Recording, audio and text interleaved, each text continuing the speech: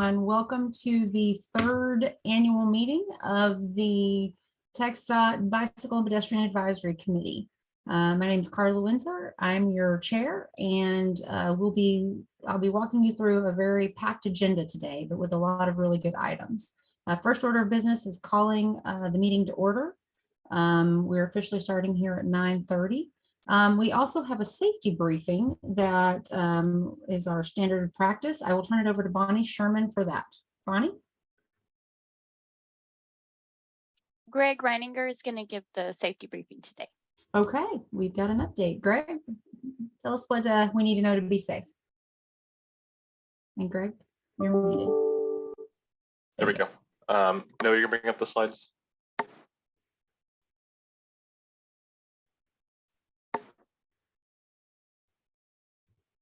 Thanks, Noah. So good morning, everyone. Greg Reininger here with Txdot PTN. So this morning, we're going to do a really quick safety briefing on some pedal cyclist information and crash data that we've found. The data that you're looking at here is 2021 statewide bicycle injuries and fatalities. This is looking at pedal cyclist locations on the roadway when the crash occurred.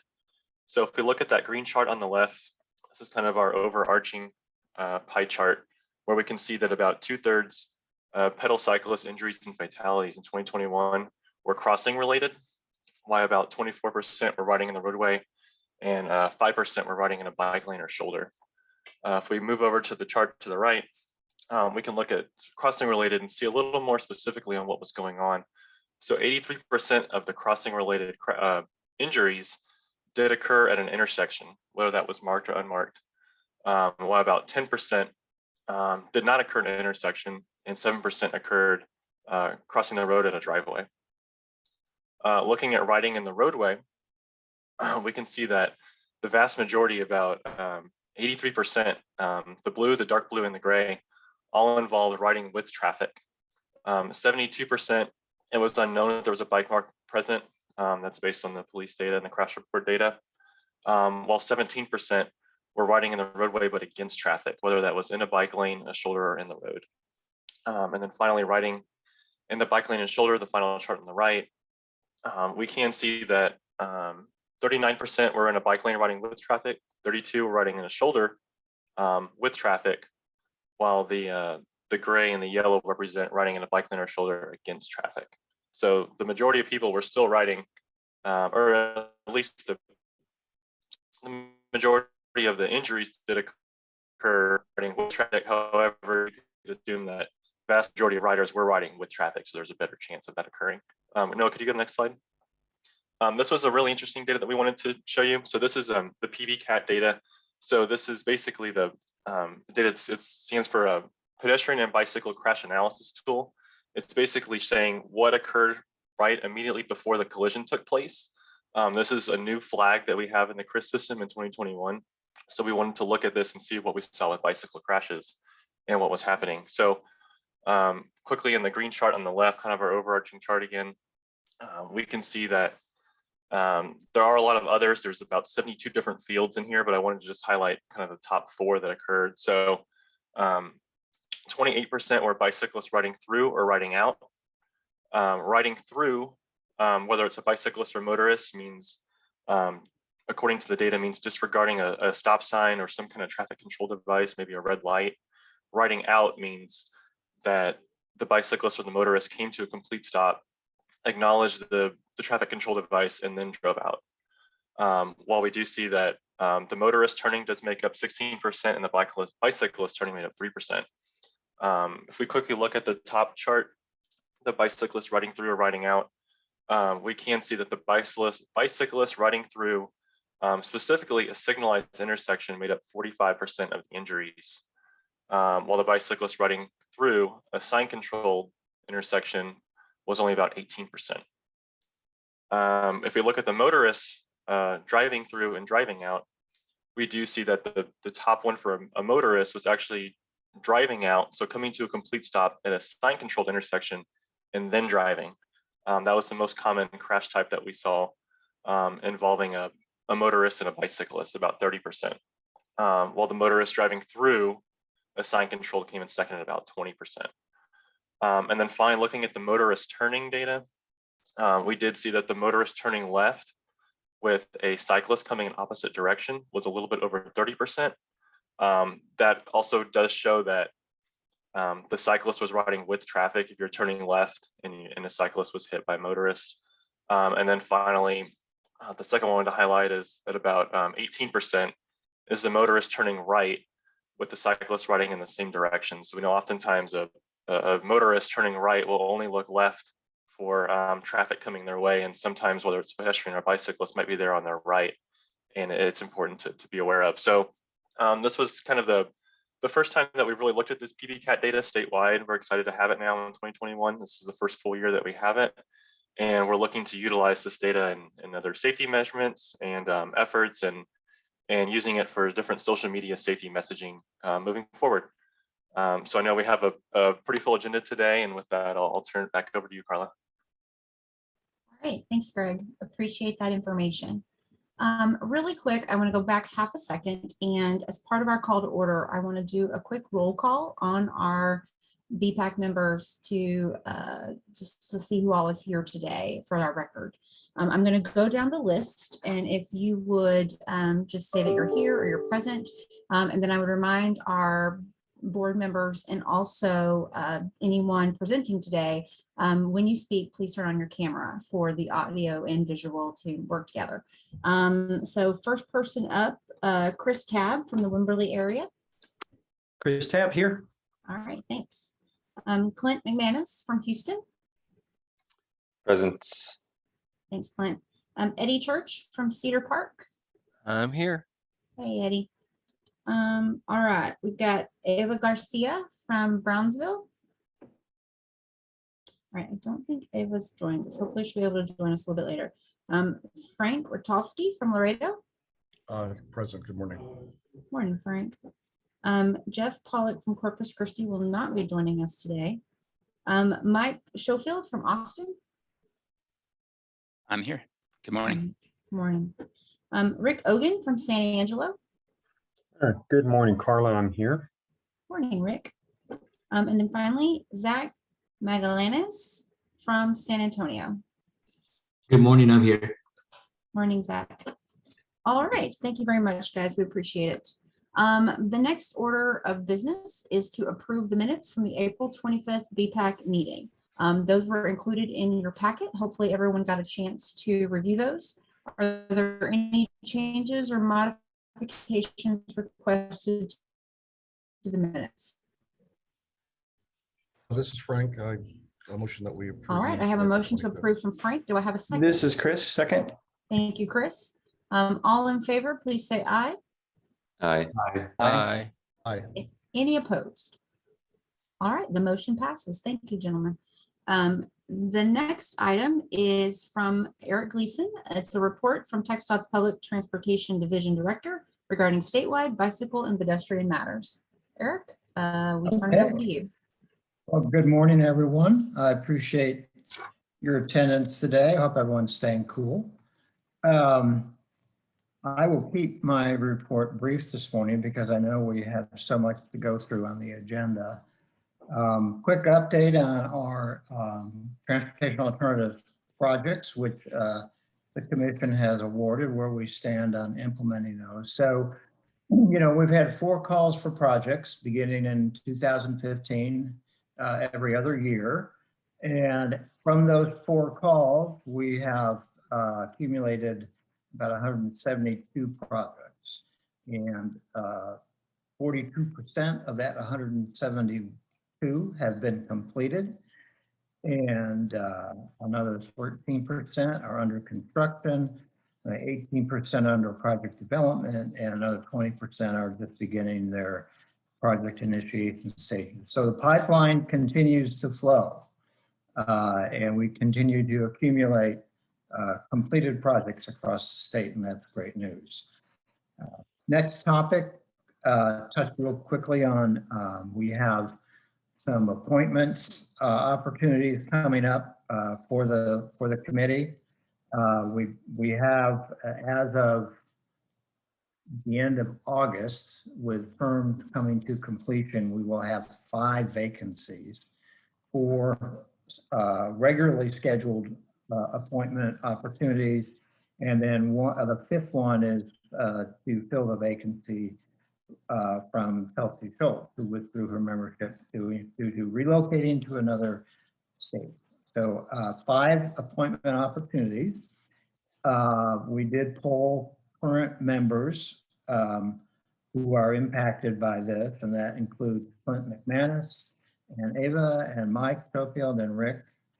And they all, with the exception of Rick, they all indicated a desire and ability to keep serving. Rick, I'm going to thank you for your service. I know you have, you're on to bigger and better and more exciting things. I don't know if it includes additional cross-country trail hiking or not, but I want to thank you for your service on behalf of the department. I've really appreciated your insights, particularly from the law enforcement standpoint, and wish you well in your future endeavors. Thank you, Eric. Congratulations. Congratulations. So the commission will consider appointments at their August meeting.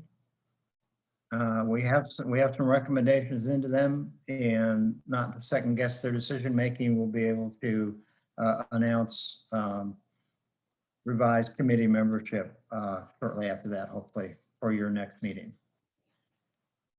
Good news, as our program within the department continues to grow and accumulate responsibility, we have been successful in convincing the leadership that we need additional resources and positions within public transportation to continue to support this. And just recently, we were able to post 2 new positions. So we hired Greg on recently, and Greg is relatively new and has stepped in and is up and running with any number of important tasks. We have 2 new positions. One is going to be a transportation engineer, and another is going to be a transportation funding specialist. So, you know, the engineer is going to be focused on making sure we get projects ready to construct as quickly as we can. So he's going to help with that. And our funding specialist is going to keep track of the money and where we stand on that. And we are finalizing contracts, additional consultant support work as well.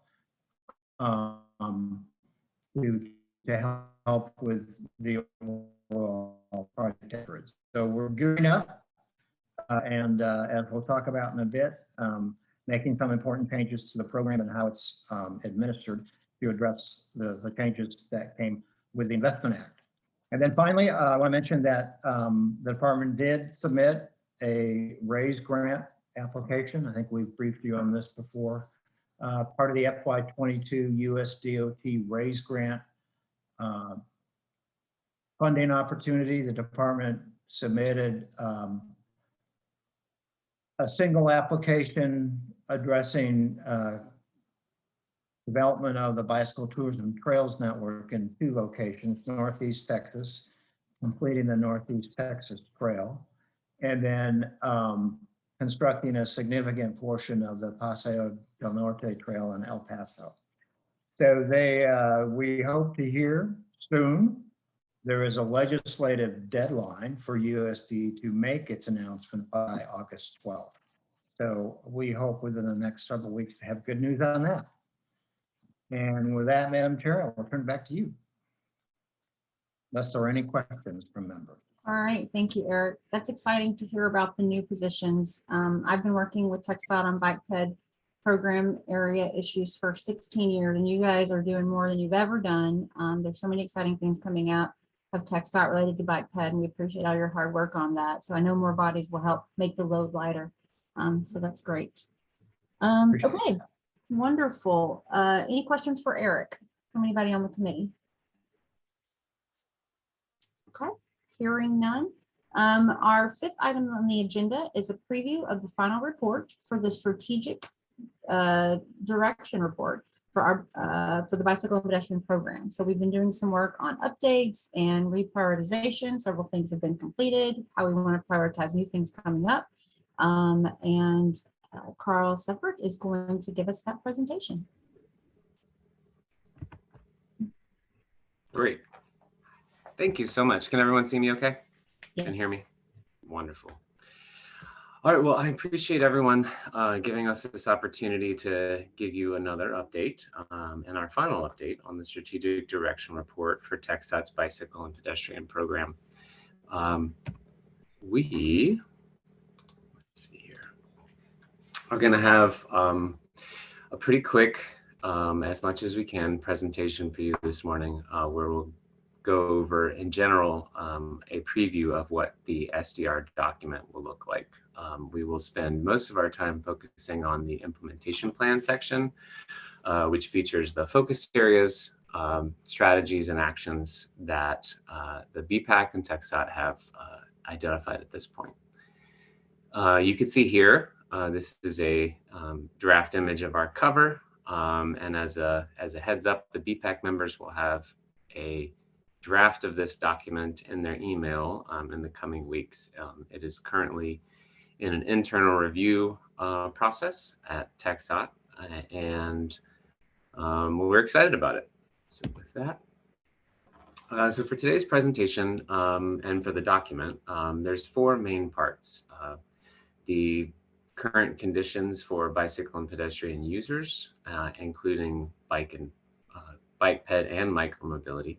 A section that discusses current or existing conditions for Txdot's programs, processes, and guidance, in which we talk about some changes that have occurred over the last few years since the original strategic direction report was drafted.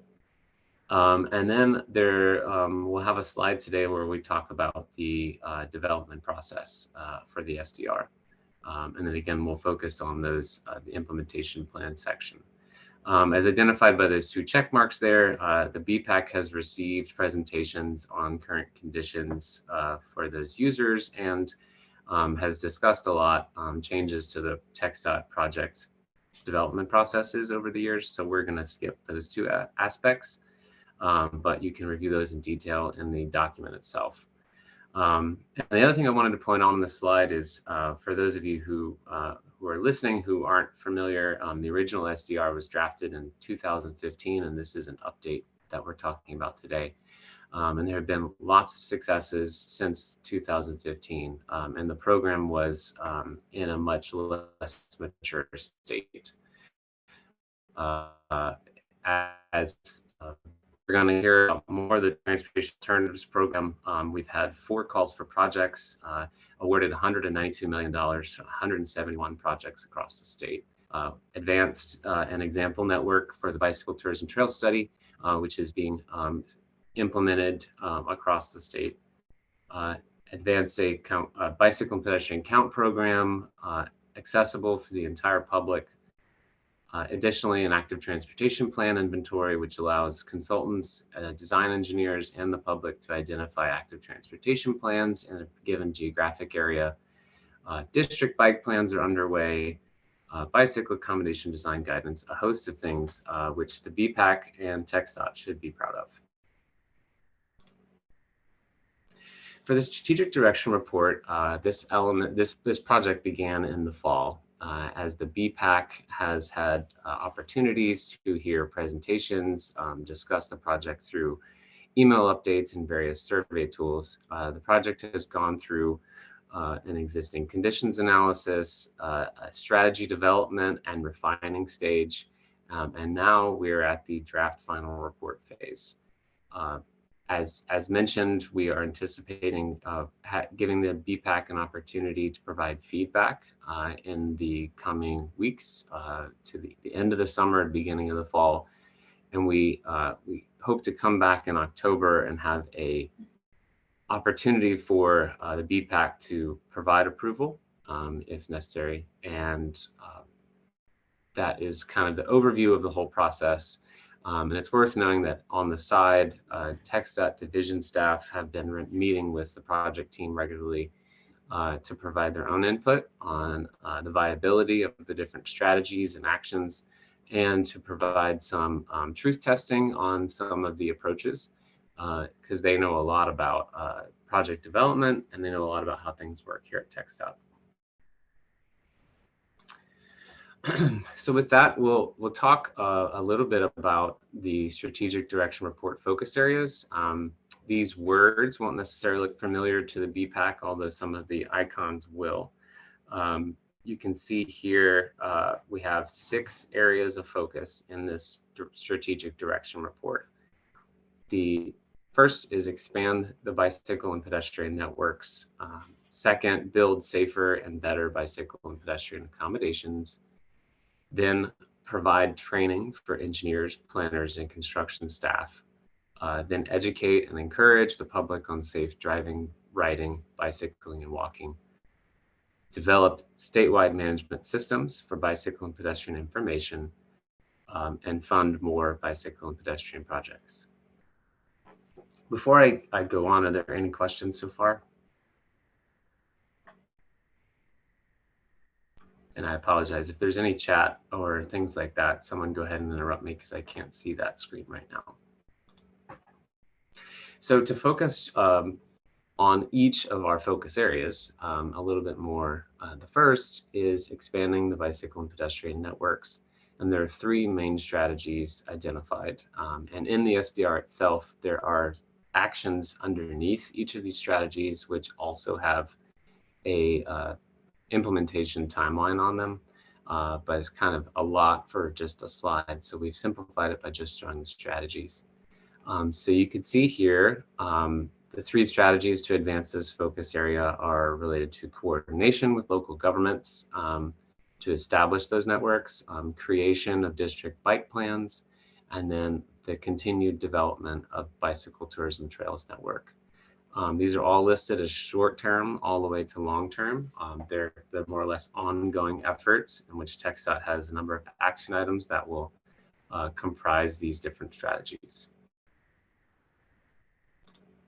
And our next and largest focus area is related to building out that network, to making safer and better accommodations for those users. So the first strategy is related to bicyclists in particular, discusses what responsibilities the districts and the maintenance division have about implementing chip seal and seal coats consistently across Texas. The next strategy relates to something that's ongoing, and we're going to hear a presentation about it later today, which is a statewide pedestrian safety action plan. Then we have development of safe. This is an effort from the design division, traffic safety division, and public transportation division. And then we have a develop a complete streets policy. The federal government, as part of the recent funding bill, IIJA, has implemented a complete streets requirement of sorts, and it's still being ironed out, but we anticipate that being a short-term item because there will be a response to those federal requirements that Txdot will make. Next, we have items related to the Bikeway modernization effort. There were a lot of process and programmatic improvements, and so there's some opportunities for changes there from the construction, environmental division, the PEPS division, TPP, etc. And lastly, incorporating best practices for Biped design and guidance standards into overall practices. So you can see here, a lot of these elements are related to perhaps green pavement marking application, related to rumble strip research, related to incorporating Biped signals into guidance and lighting, things like that. These are all things identified in previous efforts that now need to be programmed into Txdot workflows. Hey, Carl, I have a quick question on, this is Clint. I have a quick question on, yes, that slide. The complete streets policy is statewide, I'm assuming. It's not like the district ped bike plans. I think the actions related to this are going to largely depend on what guidance is provided from FHWA. Okay.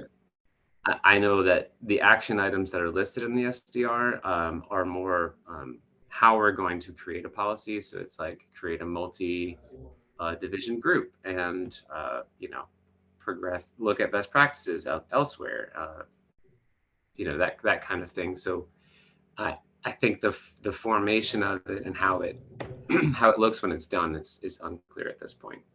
Okay, And- just curious. This is Frank, also to follow up the question. And so who is working on that portion of it at the state level? I mean, obviously here, but who here is doing that?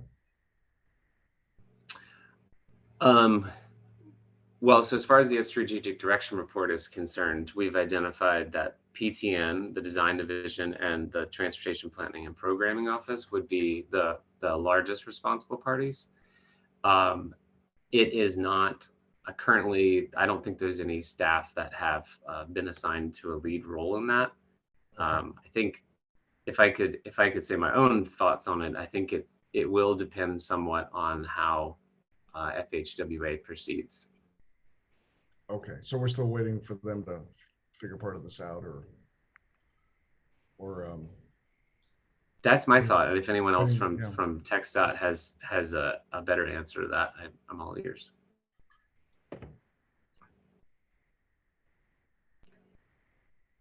Thanks, Clint. Thanks, Frank. Yeah, I do have, this is Bonnie.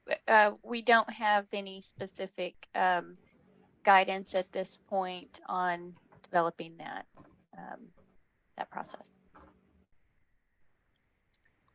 I do have one quick follow-up question too, just about all of these. For the draft that you'll send us for review in a couple weeks that you mentioned, will that include the action items, or it'll be at the strategy level stage and the action items will come later? You may have mentioned before, but Yes, it will include the action items. Okay. Listed underneath the different strategies. great, thank you.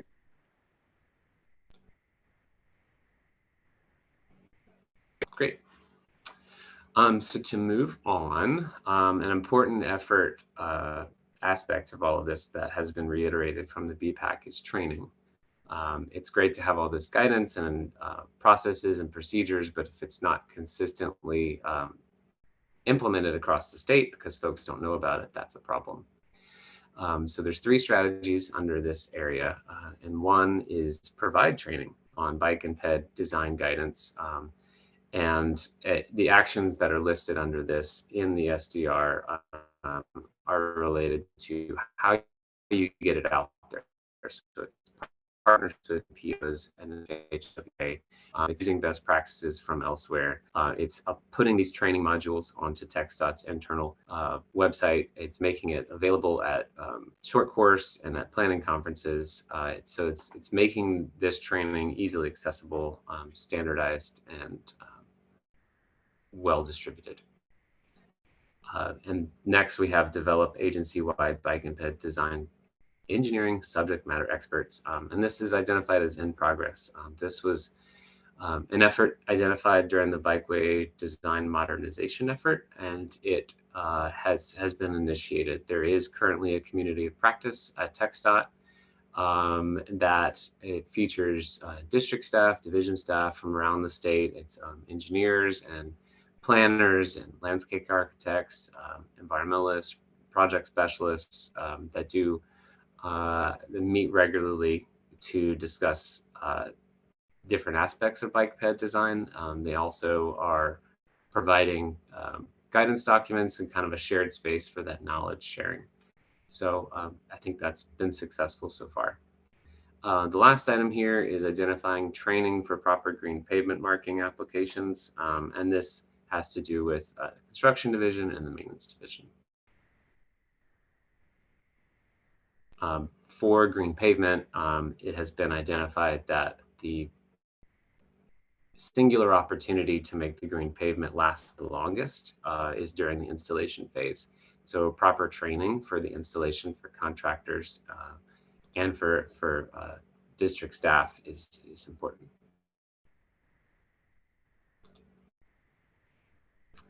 And our next area is education and encouragement. And this is for drivers, bicyclists, micromobility users, and pedestrians. And the first element here, it's not listed because it's the action item underneath, but it's to create a micromobility design guide. It would be something similar to the bicycle design guide that Txdot has created and updated several times. That would be available to the public and members of Txdot staff to be distributed around the state. The next strategy here is working with partners to educate the public and promote active transportation benefits. You can see the responsible parties there. This is the communications division and its public transportation division. Already Txdot staff have worked together to produce, to increase the number of social media posts and kind of the outward communications from Txdot that relate to bike and ped, to kind of normalize those and make it clear that bicyclists and pedestrians are important users of the roadway, and there's a lot of benefits to using those different types of transportation. The last element here is something listed as ongoing. Traffic Safety Division hosts non-infrastructure funding calls regularly. We certainly want those to continue. Those funding calls, that money goes out to nonprofits, NPOs, cities around the state who host programmatic or behavioral programs. So that might be a Safe Routes to School program or bicycle safety courses or different things to help advertise and promote safety around the state.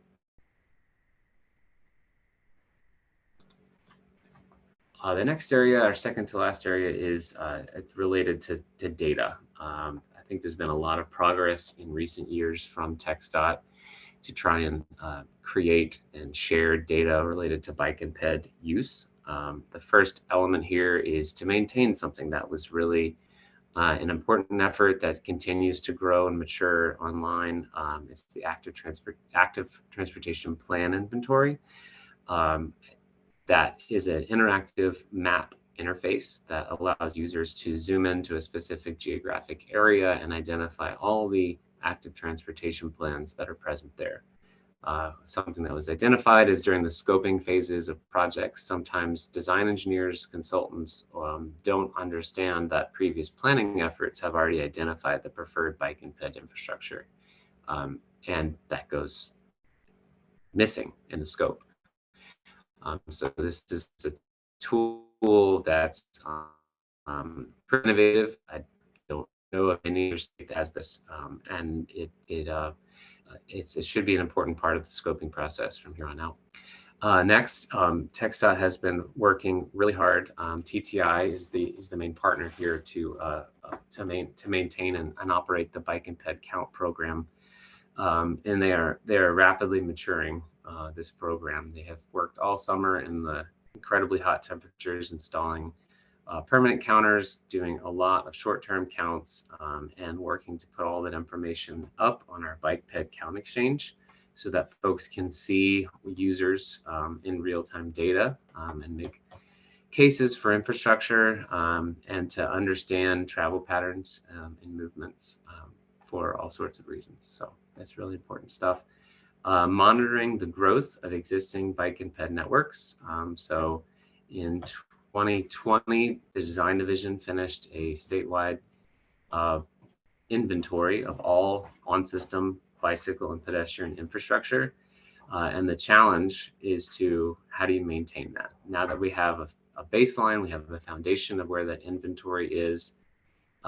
Next is to add piecemeal when Txdot builds or when cities and NPOs build things. How do we make sure that that's captured? So that's a challenge that's related to this strategy. Lastly, something we're about to hear a lot more on is Txdot's got a lot of responsibilities related to funding projects. So the first strategy is related to Transportation Alternatives Program. The Public Transportation Division heads the state biannual call for projects, which is about to kick off in October.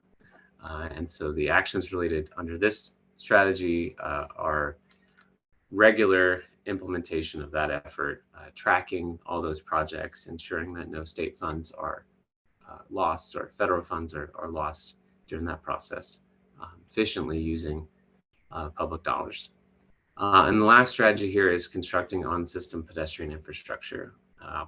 The design division has been doing an amazing job recent years of funding pedestrian infrastructure using state money for on-system projects, adding to other projects, going out there and building that by themselves.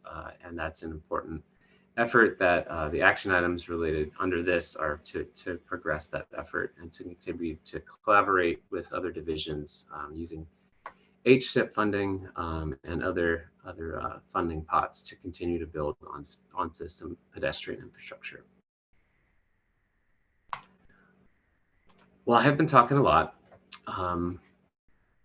Are there any things that Vpac members want to talk about or questions that have come up? And Carl, just for the group, this report will be sent out to people, and then at our October meeting, we're hoping to take action, and they'll have had a chance to review the actual report and send any questions in ahead of time. Is that correct? Yes. Okay. Yes. Any questions for Carl? Oh, Clint.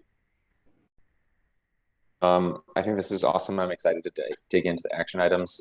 One thing that came to mind was in our last meeting, we had the presentation about the ADA transition plan, which seemed like it had so much really great information in it. And I was just curious if we're, I think for that first focus area about constructing pedestrian and bicycle networks, if there might be an action item related to funding those projects or moving that transition plan forward. Y'all may have already thought of this. I don't want to comment on things that y'all have already done. Like I said, the action items will probably be really helpful, but I just thought it would be a cool opportunity to tie that work in. Yeah, absolutely. The ADA transition, the efforts to implement, that transition plan identified billions of dollars of projects. So the efforts to fill those gaps, the very large gaps here in Texas need to be captured for sure. I'm not, off the top of my head, I don't remember exactly which action item or strategy that's under, but it should be there.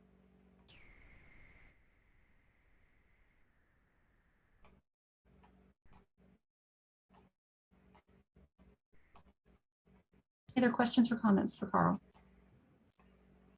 All right, Carl, well, you've done a great job of organizing it and making it all make sense in its family. I think we're all looking forward to getting the report. And then once we take action in October, and this may be, I think the state's done a good job of this, but in theory, this is a living document. So there'll be some sort of annual how we're doing or kind of report in, or are we anticipating something like that that'll help us keep it fresh and change priorities as the state changes or the nation changes or things like that? Has there been discussion on that? Not specifically in that way. I think historically the way that was done after the original SDR was created was a check-in with the BAC at that time after like major projects were complete. Okay. And we'd say, hey, so now that we're done with that, here's the other things that are on our plate, and it show all the things in the SDR and how they've been accomplished. So we can either continue in that way. I would follow any suggestions you guys had, maybe annual, some sort of dashboard that shows the SDR strategies and how well they're being implemented. Yeah, that'd be cool too. We just added, or we're going next month to our committee to update our regional pedestrian safety plan, and we're adding a monitoring section because we didn't really have that, and the feds are looking for that for regional for comprehensive safety plans. So we just said we'd come back each year and do we're calling it a report card, if you will, or a scorecard on how we're doing for each of the categories, and then every 4 years we'd update data or things like that. So just a suggestion. Carla, this is Eric. I think the committee might want to consider at its next meeting. So this is not, so the strategic direction report is not a, it's never been envisioned to be a department or commission adopted plan with a capital P. It has served to guide our efforts with you all to work on items of importance to the committee members to advance the program both within the department and across the state. The last time we did this plan, the first time we did it, and the last time we did, the committee did forward the document to the commission for their information. So you might consider that this fall once it's complete. And I do recall as well a brief presentation from the chair at the time, discussion item at a commission meeting. So it's up to the committee, I think, on the extent to which you want to forward this on to the commission. Certainly would be within your purview and scope. Again, I think at this point, our entire development process, as I've said, did not envision it actually being adopted by the committee, or by the commission. Sorry about that. But in terms of reporting on important priorities back to them and areas of focus for the committee, it could be useful. So just think about that. We'll raise that again in October with the final document, and we can discuss it then. Sounds good. Thanks, Eric. Yep. All right. If we have no other comments or questions from the committee, thanks again, Carl, for a nice job. And then we will move on to item 6. So Noah Heath will be presenting a review of proposed transportation alternative TA program rule changes. And we've got 2 sort of families of TA presentations today. So this first one is within our existing program, how will that change? And then we've got the new call for projects coming up with some new criteria coming that the state wants us to look at as well. So Noah, I will turn it over to you. Thanks, Carla. Hello, everybody. Like Carla mentioned, I'll be presenting the next 2 agenda items. The first agenda item will be focused on proposed rule changes. These are proposed Texas Administrative Code rule changes that govern the TA program for the state. So we will review those, and we will have an opportunity for the committee to take action on those rules today. We also have a few other options if Vpac chooses to review the rules more or would like more time to develop comments. And we'll go over those options whenever we talk about the rule changes. The second part in agenda item 7 will be focused on our next call for projects. We'll give an overview of our planning for those for the next call for projects. We'll talk about the application process, and then we'll talk about evaluation criteria, how we've developed our current evaluation criteria, and then ask for Bpcat feedback on some new elements to that criteria. And we'll be sending out a survey after this meeting to collect y'all's prioritizations of those evaluation criteria categories. Y'all did this for us for the 2019 call for projects, and so we wanted to provide another opportunity to provide feedback that will inform the weights and how we kind of weight each criteria category. I'll stop throughout the presentation to get comments. You know, when we get through a specific item, we'll have a chance to discuss and ask questions. And then if anything comes up as I'm going through the presentation, feel free to interrupt and ask your question or make a comment. So for the proposed rule changes, really the summary of the rule changes is that we're adding more flexibility to our rules with the increased funding that the TA program, the state TA program, has received through IIJA. We want to add some flexibility to assist with optimizing the use of those funds within the 4-year obligation window. And then we're also addressing some consistency items with the federal guidance for the Infrastructure Investment and Jobs Act. The summary of what we're actually changing, we want to, or are proposing to eliminate population limitations for eligibility for specific items that under our current rules are limited to communities of 50,000 or less. And this would be reimbursement for preliminary engineering, assistance with local match if that community meets certain criteria, and then the ability to apply additional federal funds to a project if the project experienced cost overruns. We have eliminated the language that limits that to communities of 50,000 or less and opened that up to any size community.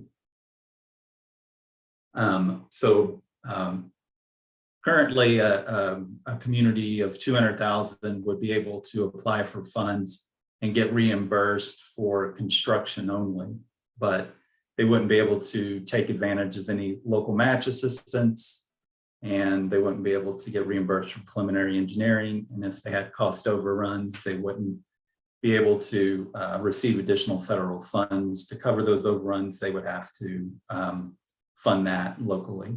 But by removing this limitation, then we would be able to open that up to larger communities as well. We're expanding proposing to expand the eligibility activities included in the call for projects. One item that is eligible under the federal guidelines, but hasn't been in the TAC or the rules for TA is to boulevard improvements in divided highway right-of-way that improve access for bicyclists, pedestrians, and transit users. This is not meant to reduce on-system roadway capacity without prior approval by the department. So if there's opportunity to make improvements that kind of convert a roadway to more of a boulevard and improve, and this improves access for pedestrian, bicyclists, and transit users. We want to broaden those eligible activities so that a project of that nature would have the ability to be awarded. Other eligible activities include planning documents, safe routes to school, non-infrastructure programs, activities in furtherance of vulnerable roadway user safety assessments. And I'll go over these in more detail further in the presentation. I'll actually go through the language of the rules that we're changing. So we'll have a chance to discuss these further.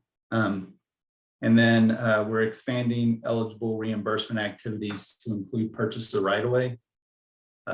However, we are including in the rules that we would specify that in the program call materials, or it would otherwise have to be approved by the department. So in certain circumstances where purchase of right-of-way makes sense to move a project along, we want to have that ability to do that. But we may, as we research this, limit that to certain aspects of the call in our program guide. And then adding project sponsored types under the new federal guidance for IIJA, small MPOs with a population of 200,000 or less are eligible, and then nonprofits. Before there was kind of a qualifier on that, but this proposed rule change would open that up to all nonprofits. Now, a quick question on what you just presented.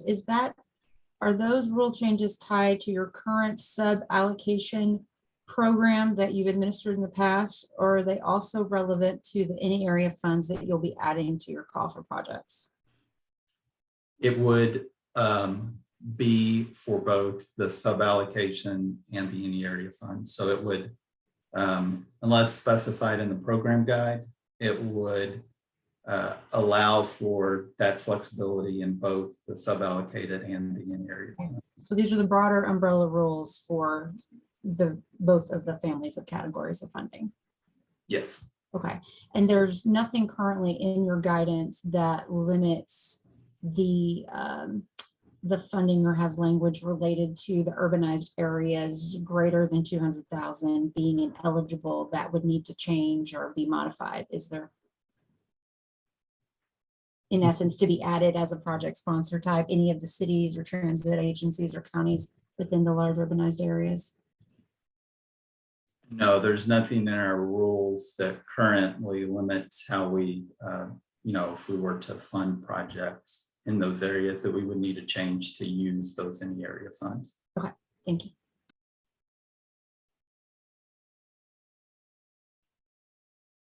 So potential outcomes for Bpac with this rule change discussion today. Bpac can take action on formal comments today, and we would draft a letter for the chair to sign and provide that to commission. If Vpac would like more time to review the rules, we could take a few options. Either Bpac could authorize through action that the chair develop a comment letter and either work with another subcommittee or another committee member or a subcommittee of members or the vice chair. We could schedule a meeting in August to discuss further and then provide those comments. Or Bpac members are able to comment individually during the public comment phase. And that public comment period ends August 29th. And we're also having a public hearing August 12th.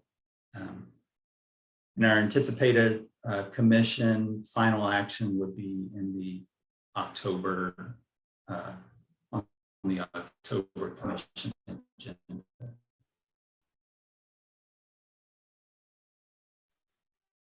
So, and this is Eric. I think our normal process with rules wouldn't have the committee in the position that they're in today, and having seen these for the very first time, also being asked if comfortable to take action. I think our typical process would have had this discussion at this level prior to commission adoption of proposed rules. We're in an accelerated schedule, largely because of all the additional funding and the need to get projects underway to make sure we obligate all of it without losing it. So I do apologize to the committee for what seems like, hurry up and act dynamic here. It certainly wouldn't be our intent. And we do, as Noah said, there is some flexibility. You do not have to take action today. If it's too much too fast. We don't consider the changes being made as substantively significant. They're simply extending and expanding flexibility to the entire program from what was limited to a smaller part of it previously. So hopefully the committee will see that, and but we are willing to accommodate whatever specific direction you want to move on these. So I appreciate your understanding of that.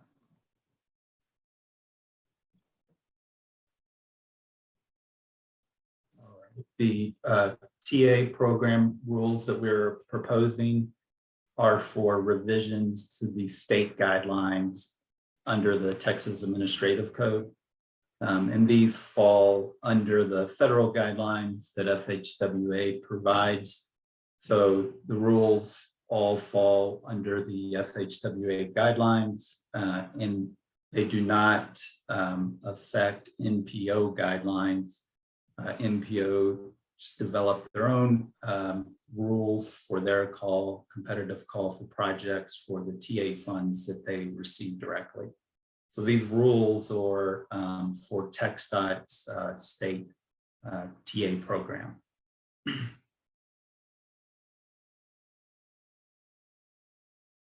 So the rules, the rule changes are kind of broken up into two different categories. I've split up the rules that we are proposing that are directly related to our goal of optimizing the use of TASA funds within the 4-year obligation window.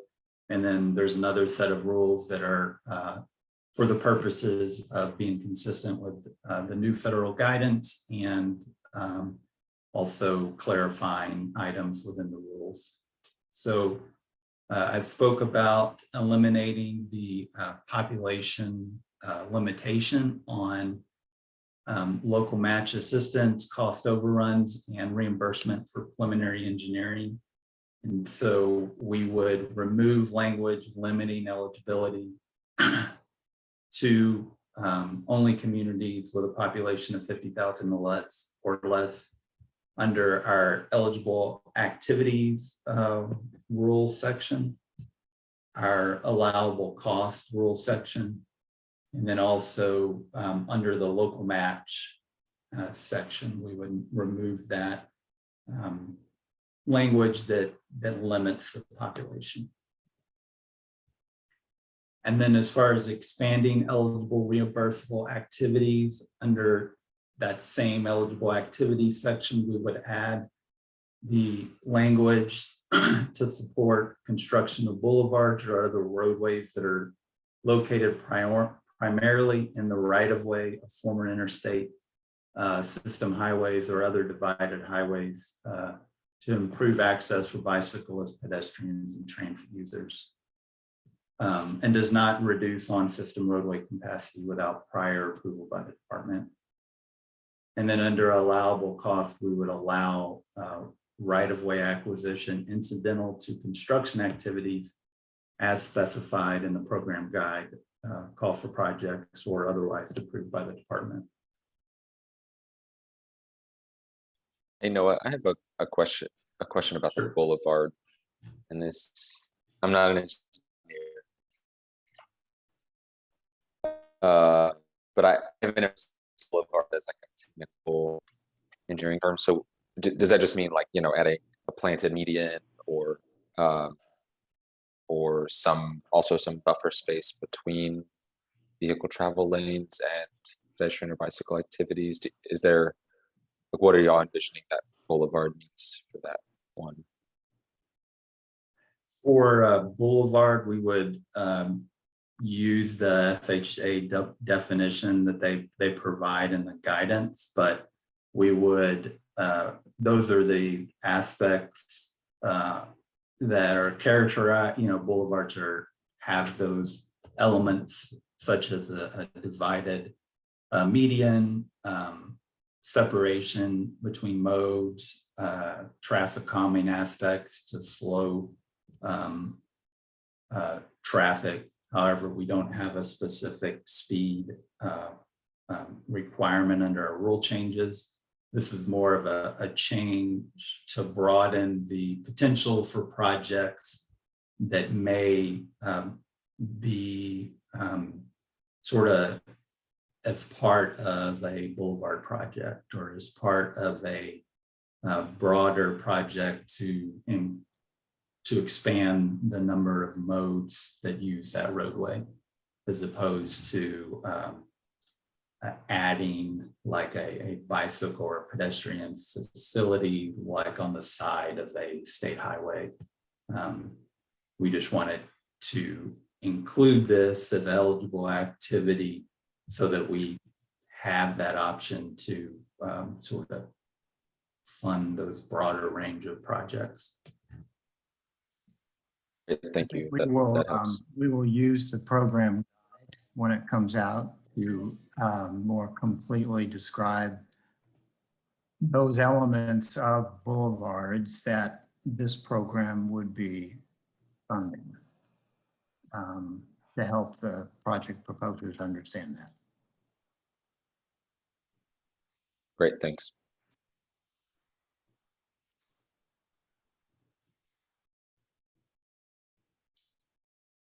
And then there are a number of rule changes to address consistency with federal guidance and clarifications associated with the Infrastructure Investment and Job Act.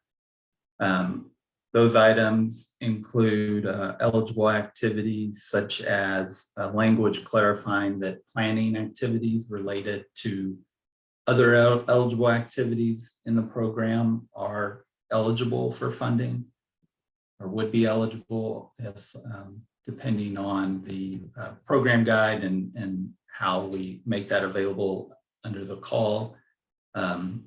Implementation of non-infrastructure activities that are designed to encourage walking and bicycling to schools, like public awareness campaigns, outreach to news media, traffic education, student education on bicycle pedestrian safety, and funding for volunteers. So this is the Safe Routes to School non-infrastructure programs. This rule, adding this language would allow funding to be utilized or awarded to those types of projects. And then adding language for activities and furtherance of vulnerable road user safety assessments as defined in the federal guidance. And then we would have clarification on allowable cost, and it's just adjusting language, clarifying that necessary expenditures beyond construction costs are allowed. Currently, our allowable cost, the cost has to be incidental or related specifically to construction, but since we are adding non-construction activities to our eligible activities, we need to also open up the allowable costs that are related to those activities. And then definitions, we are revising our definition language to more clearly link to the federal definition for project sponsor for the TA program. So we're changing the language so it directly links with the federal guidance, and the eligible project sponsors under the federal guidance will be the same for the TAP rules. And there's a clarification in our rules that govern nomination packages. And we just clarify that the 20% local match requirement can be met by other means if that project sponsor is receiving local match assistance. So it doesn't have to be strictly cash from the project sponsor. It could be TDCs or some other form of local match assistance. So are there any questions or comments related to the rules that I covered? Noah, this would be a good time for us to discuss which of these options people prefer. Would you like us to go ahead and do that before we move forward? Sure. Okay. So guys, just as a recap, we can just take action today and move forward with what has been presented. You could ask for myself and someone else from the committee, possibly Clint as our vice chair, to authorize a letter to provide additional comments. In addition to these, we could review it one more time. We could schedule a special meeting, kind of a one-off, to provide feedback. Or I'm thinking we would do one of the earlier ones, and then individual comments could be submitted after you've reviewed the guidance in more details. Because Noah, correct me if I'm wrong, today you've given us a PowerPoint high-level overview of the modified changes. But if somebody wanted to go online and look at the formal language and how it read before and how it reads now, that document is available, correct? Yes, the document is available, and we can provide that if members are interested in that review. What I provided was a summary of each. Looks like that, yeah. So that's really it. Those 2 slides are showing what's changed in the code, basically. Is that fair to say? yeah, like for this one, for example, remove language limiting eligible activities to communities of 50,000. You would see the language, and then you would see a mark out of the communities of 50,000 or less.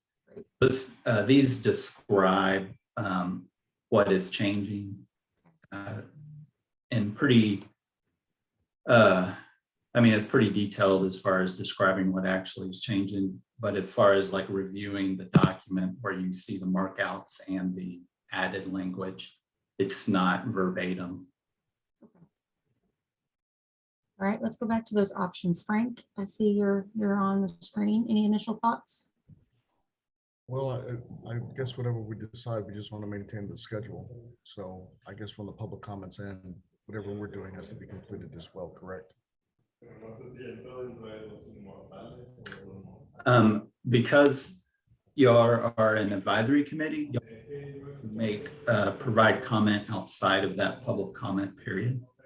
Okay. However, it would, we would want provide the comments along the same timeline so that commission does have time to consider the advisory committee's comments. Sure, understood.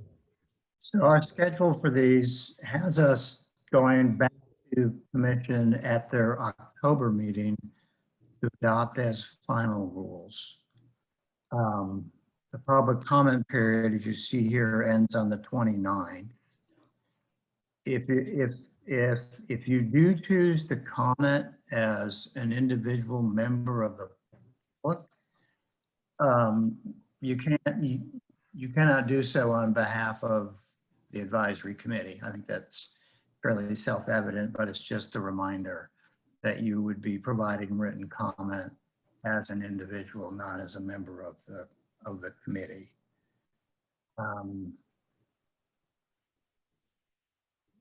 As Eric's described, I'll just throw this out for the group. These are expanding Yes. guidance, and it's allowing for more flexibility and broader eligibility. I am leaning towards, I don't think we need a special meeting for this personally. I think it's something that we could just move forward today, but that's just my first initial reaction. Would anybody disagree with that or think it needs to be reviewed closer? This is Rick. Oh, Sorry, go ahead. Okay, Rick, go ahead. This is Rick, and I was just wondering on that 50,000 population limitation or requirement, why are we getting rid of that? Is it because those type of communities aren't looking at these funds, or do we need the funds elsewhere? Why are we getting rid of that recommendation? Rick, we are not getting rid of it. We're expanding. It's no longer limited to those communities. Right, but I'm just trying to find out what the reasoning is for that. And the reason, we're trying to open it up in a fashion so that we can obligate the additional funding we did receive in the Investment Act. We have it's a tight obligation window to get these funds committed. And just to give the committee a sense of magnitude, our current program before the Investment Act was a $13 million a year program limited to areas of the state under 200,000.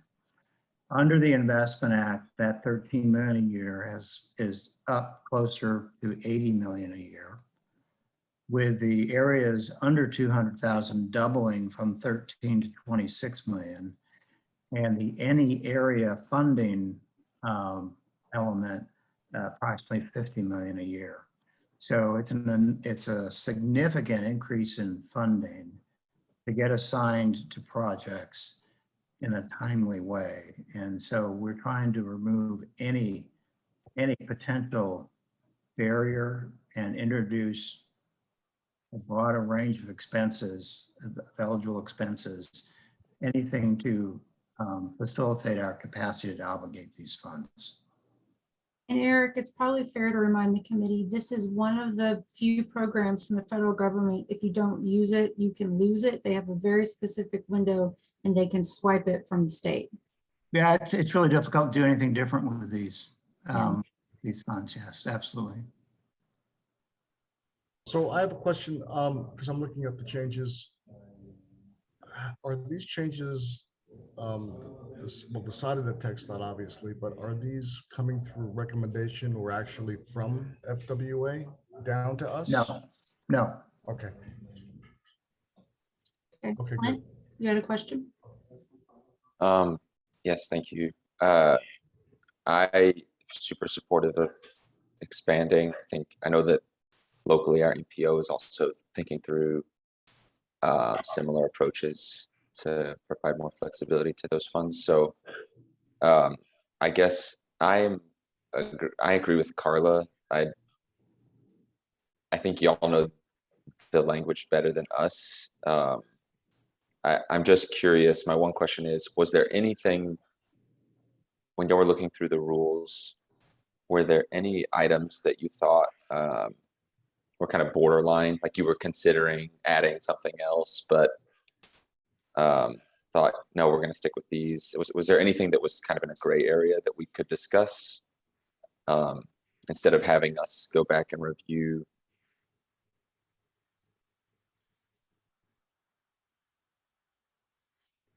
Bonnie, I don't know if you can recollect that conversation generally among your team. I can't think of any specific gray areas. I mean, you know, we did discuss whether or not to expand eligibility for preliminary engineering and TDCs, et cetera, for communities of 50,000 or less, or for allowing reimbursement for right-of-way. And those elements, we may end up defining further how they will be applied to different categories of our program call in our program guide that is released later this year. But we wanted to give ourselves as much leeway and flexibility with our rules so that we can define those parameters for the program guide, you know, in the program guide for the specific call. We wanted to have that flexibility available to us so that we can award as many funds as possible and move those projects as quickly and efficiently as possible. Noah, can you go back to the summary slide of the rule changes? Sure. So here we are. You know,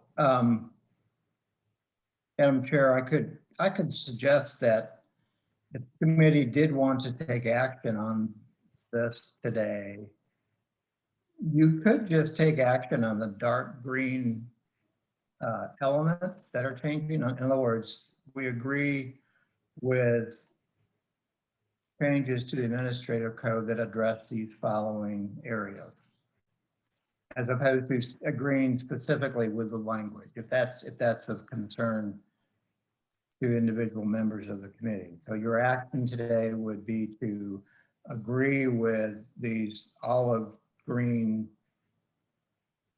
summary level descriptions, not the specific rule language itself. That makes sense? I would say that makes sense to me, and that would keep us from having to like kind of deep dive into the language itself. Yeah, I mean, we're certainly welcome to address or to entertain a deep dive, and that's fine. But I think that recognizing you don't have the details in front of you, as a committee, you could just say, we agree with these 4 areas of change in the rules. We think that makes sense, and we support the department's efforts to make those changes. Just stop short of, you know, endorsing the specific language. That would be my suggestion. I'm personally okay with that because we can do that and we still have an opportunity to have our own comments. Exactly. Whether it's public Yes. or, so I'm okay with Yes. that. Yes, you could then proceed to comment as an individual if you wish on the specific. All right, any other discussion?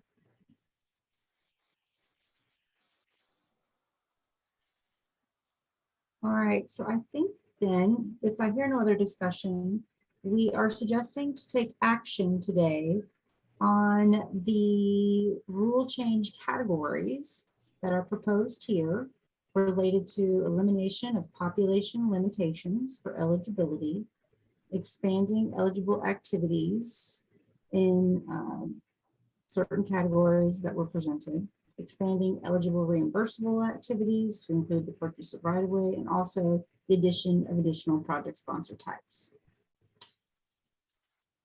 Can I have a motion to move that forward? I motion. This is Clint. All right, I got a motion from Clint. Do I have a second? I second, Frank. Second from Frank. All in favor? Aye. Aye. Any- Aye. Any opposed? Aye. This is Rick. All right, thank you, Rick. The ayes have it. We support moving forward with the rule changes. All right. And then Thank you. You've got the next presentation. So for the next presentation, we'll talk about our planning for our upcoming 2023 call for projects. This call for projects will be much larger than our previous call for projects. Eric mentioned this earlier, but the sub-allocated funds have increased. They've doubled from about 13 million a year to 26 million. For the 2023 call for projects, we'll be making available funding for multiple years. So we're considering fiscal year 2022 through fiscal year 2025 funding for our next call. For these sub-allocated funds, we are proposing and planning to continue with our current approach for the communities of 200,000 or less. This approach would be to fund bicycle and pedestrian or micromobility related projects, and they would be eligible for reimbursements of preliminary engineering and construction. The communities larger than 50,000, their eligibility for preliminary engineering will be contingent on the rule revisions. The other aspect of funding are the any area funds, the statewide funds, which for previous calls, they were not used under the TA program. The state had flexibility for prioritizing that funding on other critical items. And so with the latest federal bill, the IIJA, these funds have to be administered through a competitive call for projects before they can be considered for any other priorities. And certainly we receive applications that far exceed the funding that's made available in previous years. So I think the expectation is that there will be projects to use this funding. So for this funding, the any area funds, we would also make available FY22 through FY25. That would total a project call of approximately 250 million. So it's going to be a big call for projects. With this in the area of funds, we're developing new project categories. A large-scale active transportation infrastructure category that would fund high-impact projects that would have significant impacts on the communities that they are implemented in. So, significant access for pedestrian, bicyclists, micromobility, high-impact projects, large-scale active transportation on infrastructure. These are the planning document and safe route to school program type projects. And then under the any area funds, we're also considering quick turnaround projects. This would be projects that could be implemented quickly within like a year of being awarded. So either very little design or no design requirements. So this table kind of summarizes what I just went through in the previous two slides, but the suballocated funds are broken up into the three subcategories of non-urban, small urban, and medium urban. The eligible activities will be preliminary engineering and construction. And for the medium urban, that's contingent on rule revisions. We are determining the availability of transportation development credits. So we are planning if TDCs are available or the economic development disadvantaged county program. Basically, this is local match assistance. It would be available to each funding category, but we're still working out what type of assistance would be available and the parameters for eligibility for that assistance. And then local match, it's 20% for each of these categories. The funding for the suballocated where project size would be at least 250,000 and then up to 5 million. The large scale active transportation infrastructure would be in the range of 5 to 25 million.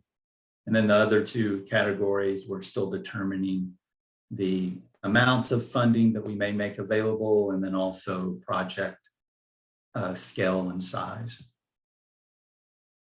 Program eligibility.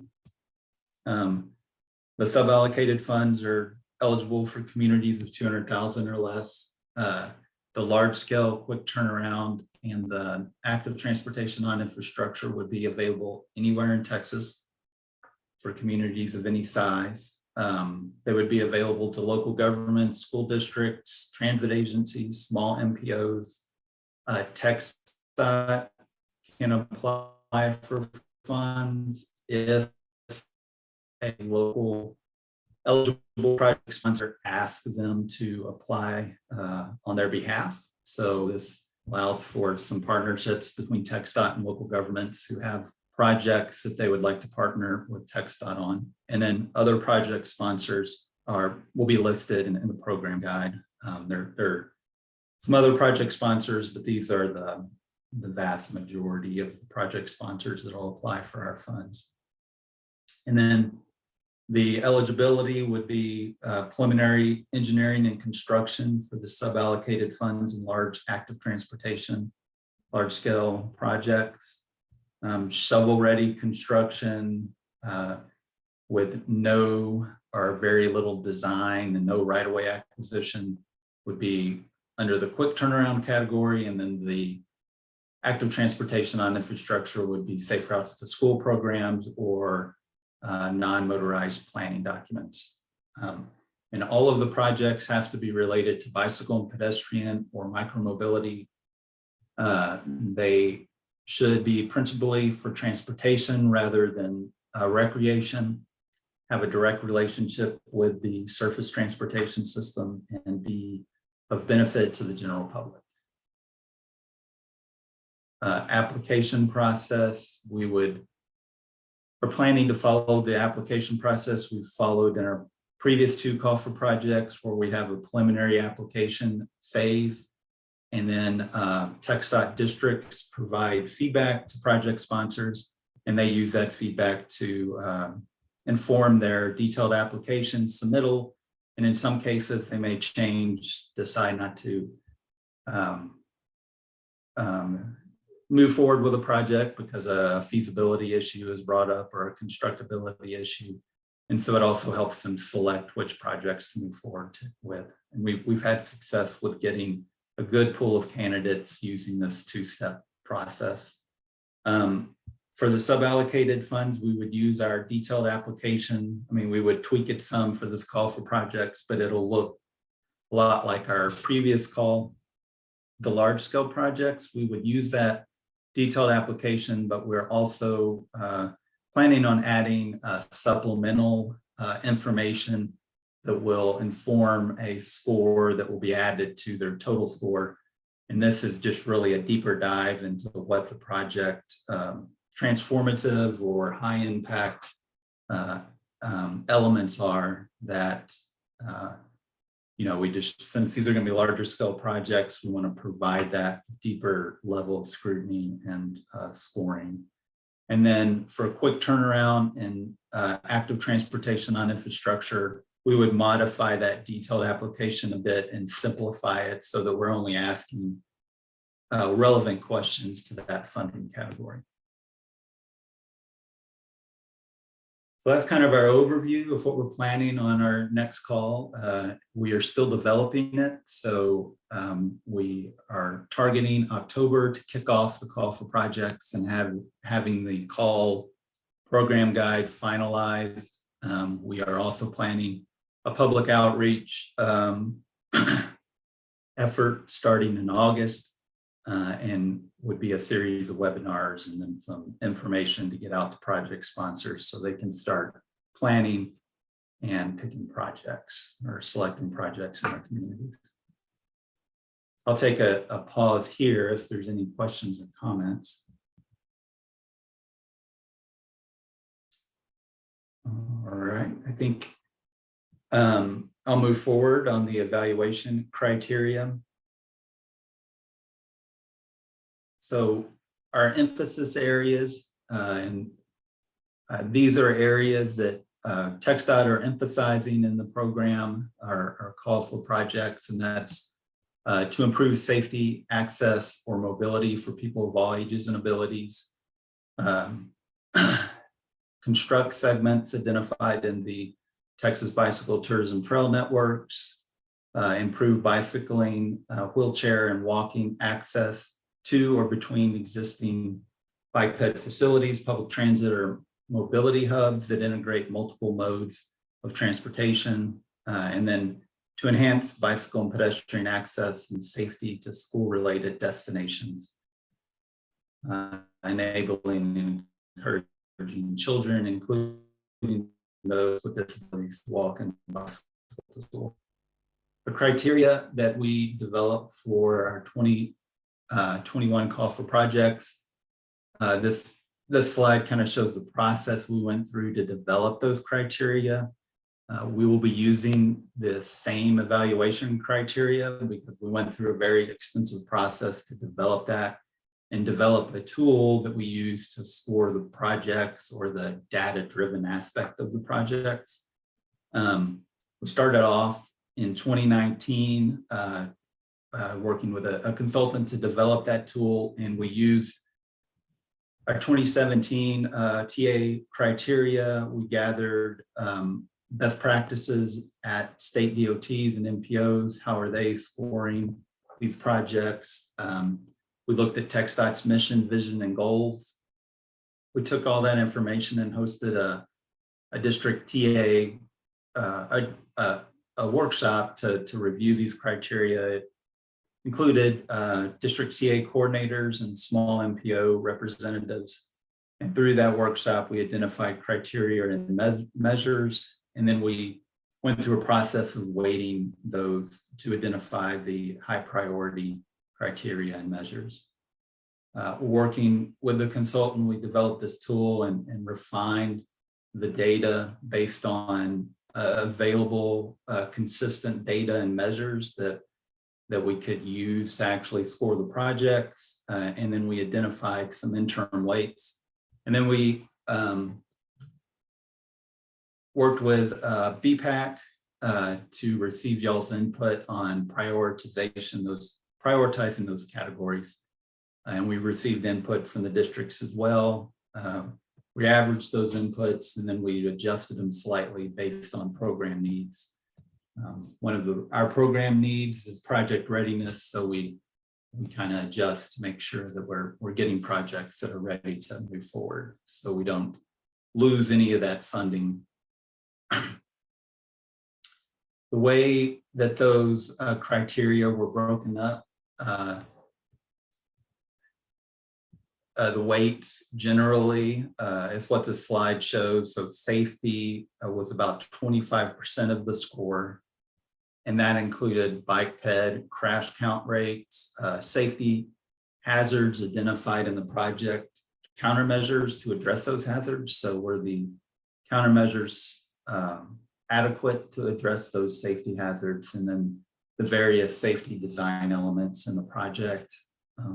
For connectivity and accessibility, we looked at connection between modes, destinations, barrier elimination, bicycle tourism, trails connection.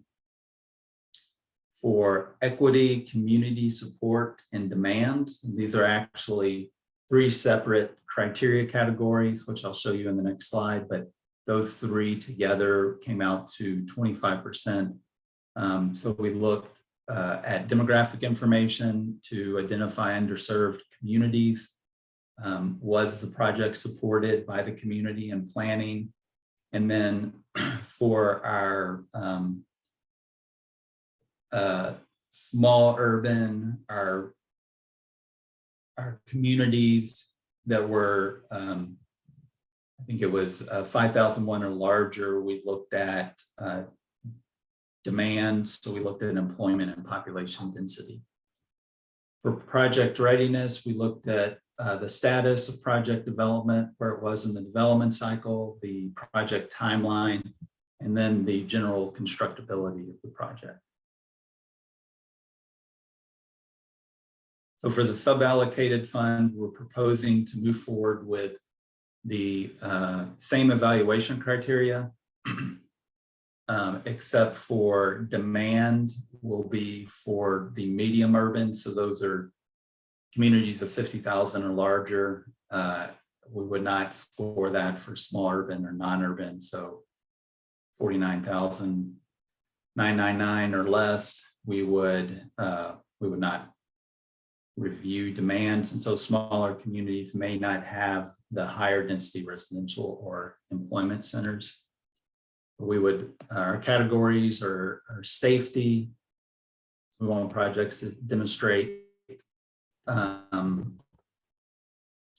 need for safety improvement, and then provide improved safety for users, connectivity and accessibility, project readiness, community support and planning, equity and quality of life. So improvements for mode choice in underserved communities. And then I just discussed demand. And so our intent is to send out a survey to Biped so that y'all can review these evaluation criteria. We'll include the weights that we currently have and the weights that Biped provided us for the 2021 call for projects.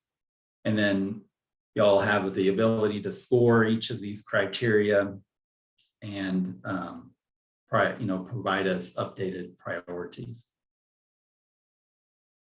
For the in-area funds, we'll use the same evaluation criteria, except we will apply the criteria to the funding category that's relevant. So for active transportation, non-infrastructure, like planning documents or safe routes to school programs, some of the evaluation criteria don't make a lot of sense to score the project based on that. So we wouldn't do that. But the evaluation criteria within each category and evaluation criteria techniques will be similar to the suballocated funds For large scale projects, we are talking, or we will plan to use the transformative project score, and this score would be separate from the category scores and a score that's added to the project score. And we'll go into this in more detail and get your feedback on it under the next slide. And then, like I said before, we'll be sending out a survey to get your feedback to help determine criteria category weights. So for the large scale projects, we wanted to have a transformative project score or another mechanism to further evaluate the project. We have identified some criteria elements or concepts that the applicant would provide in their answers to these transformative project score questions.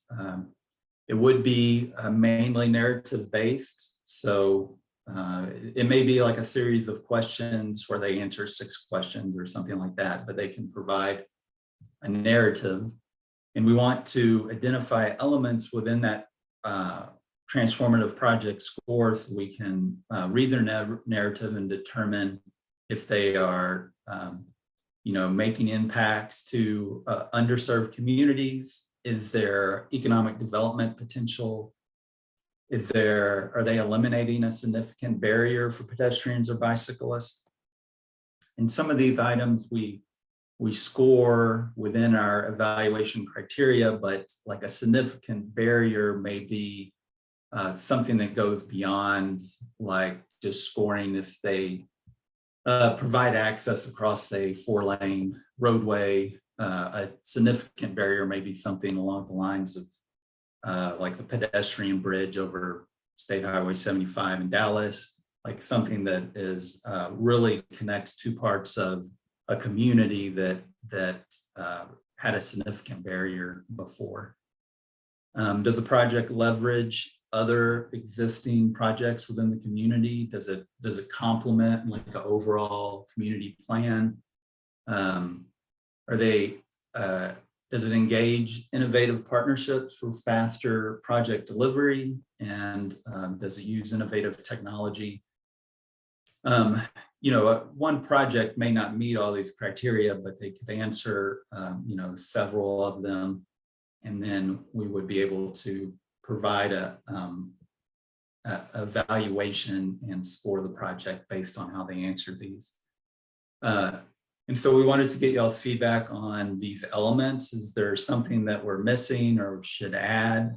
And whenever we send out this survey, we'll also have you provide feedback on how to prioritize these, which elements are most important when we're looking at these transformative projects. So with that, if y'all have any feedback on these elements, our general approach to the call for projects, how y'all feel about keeping the weights. These are some prompt questions here. And then I already talked about the transformative project score. So Thanks, Noah. That's great. I'm expecting lots of questions or comments. So if you have something you want to throw out for Noah, please raise your hand and we'll get you in line in the chat or the queue. And nobody be shy. Nothing? Okay. Well, this is Frank. I have a quick one. I'm just trying Frank, real to. quick. Let's okay. let Chris go real quick. Oh, I'm sorry. Go ahead, Chris. Okay. I didn't see that. Chris, go ahead. Sorry, I apologize for being very new to all of this, but Noah, in terms of what we were previously discussing, where we voted to accept those categories, and in terms of prioritization that you mentioned in this section, does this describe what was in the previous section in order to, for instance, removing that 50,000 limitation? Would it still prioritize those small urban areas based on what you shared in this section? Yes, as far as our scoring for projects, we do include aspect of the scoring on the impacts to underserved communities. We look at demand and population size in the scoring.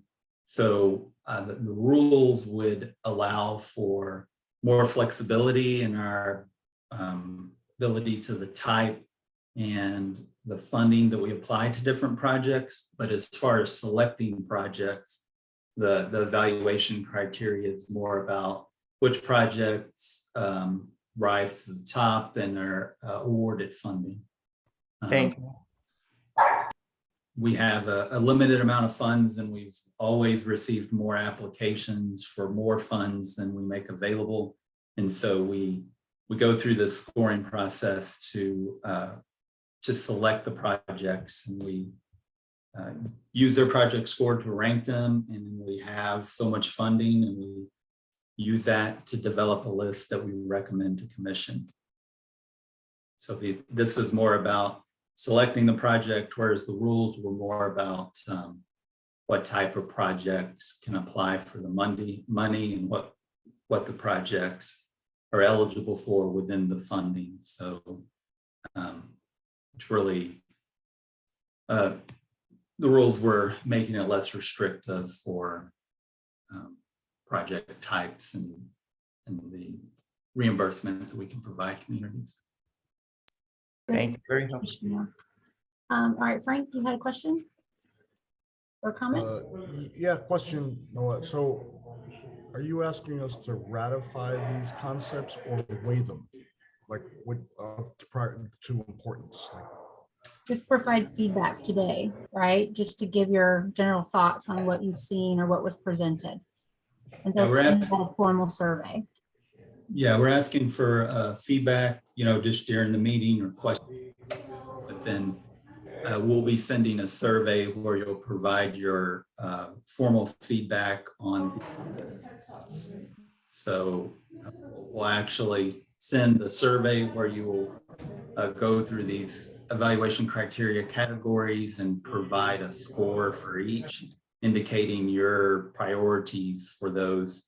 And then we'll take all that information from Vpac and average out your scores, and then use that to inform the weights that we apply whenever we're scoring these projects for this call for projects. okay, perfect. I'll wait for that. Thank you. Noah, I have a couple of comments, kind of big picture on the program. A couple of things I just wanted to mention or state. I would be supportive, I know the details are still being worked out, supportive of the use of state TDCs. You may want to consider prioritization for projects that are building out the state tourism trail network. So that that advances the state's goals of those larger projects that connect us all together.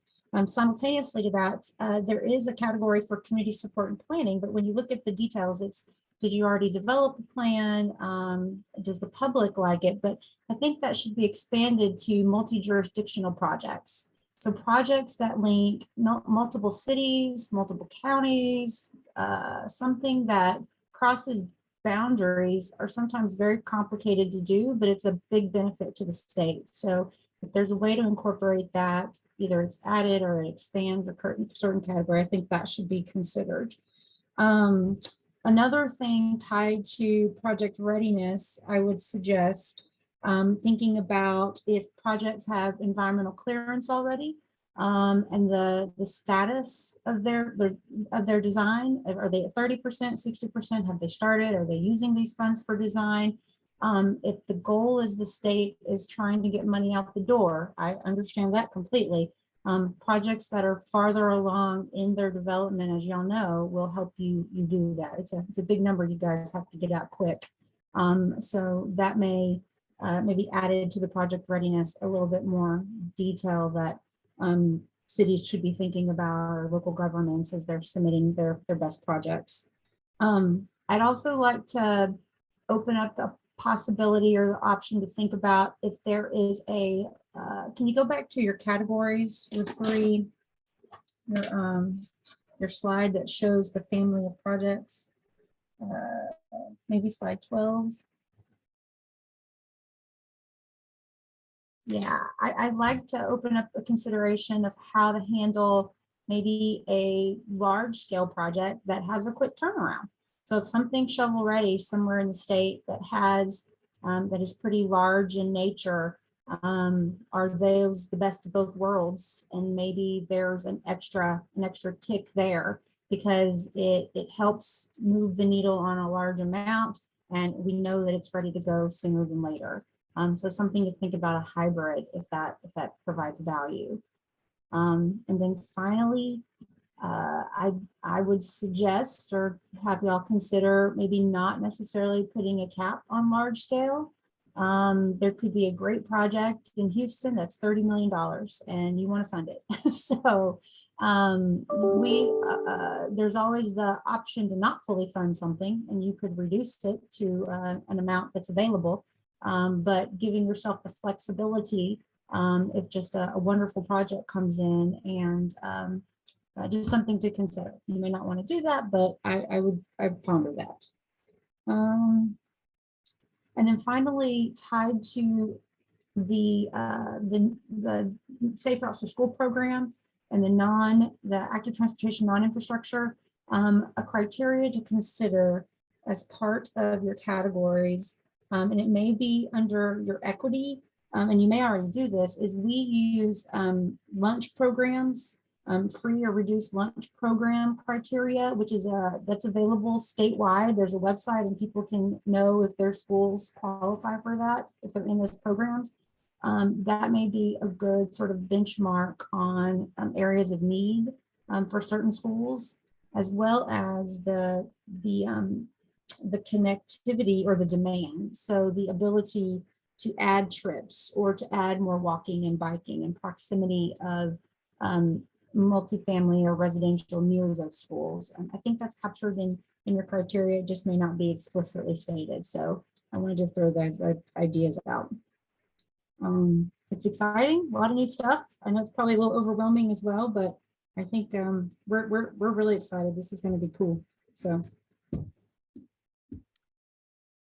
This is Glenn. I just want to piggyback off one thing that Carla said, because I saw about the funding cap for the large scale active transportation infrastructure. I've noticed in the new federal funding buckets that have come out, like I know for the Safe Streets for All implementation grants, they have funding parameters, but they clearly state that this is a suggestion, that they're willing to be flexible on either side. But I think it is still helpful because it kind of gives a sense of what they are considering to be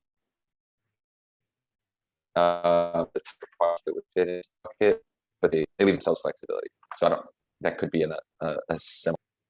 Yeah, and I think that we do intend to have flexibility. In the past, we have, provided like our average project size, but not set strict funding amounts. And so we would, as we develop this, I think those are good suggestions to leave some flexibility, because if a project's a little bit over that threshold, we still want them to apply, and then we can figure out, how best to move forward with the project.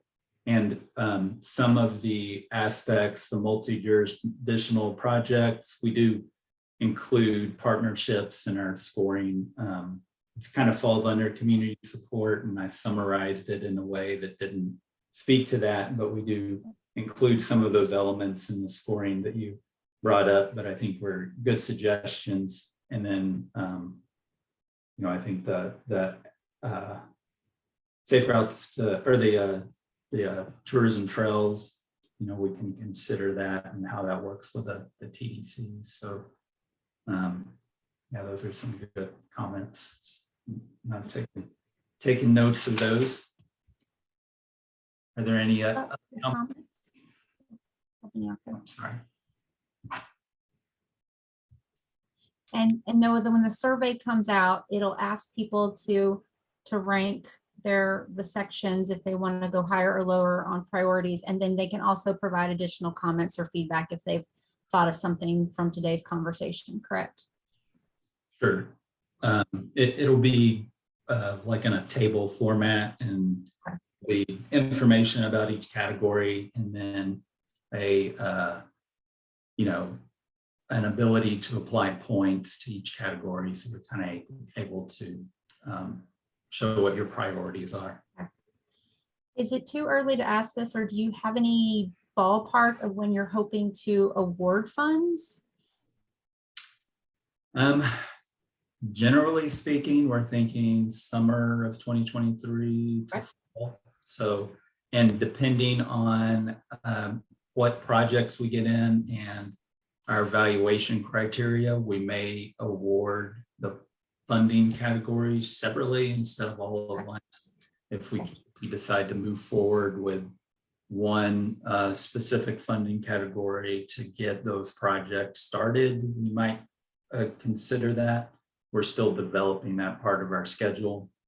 We have it pretty much scheduled out, and we're targeting in October, and we have a process for scoring, but then getting to award, we want to make sure that we do it in a way that's most efficient and gets the funding moving. So it could be awarded all together. They could be separated out and awarded in like 2 different commission meetings or something like that. Sounds good. All right, any other final questions, comments? All right, excellent presentation, Noah. Thank you very much. Thank you. Thanks for the comments. And we'll send out that evaluation here in the next few weeks for your feedback. All right, our last presentation of the day before we come to member updates of what's going on in your part of the state. We're going to hear from Robert Paquin, who is going to discuss the latest on the State Pedestrian Safety Action Plan. They've done some preliminary analysis, and he's going to show us what some of the data has found. Robert, thanks for joining us today.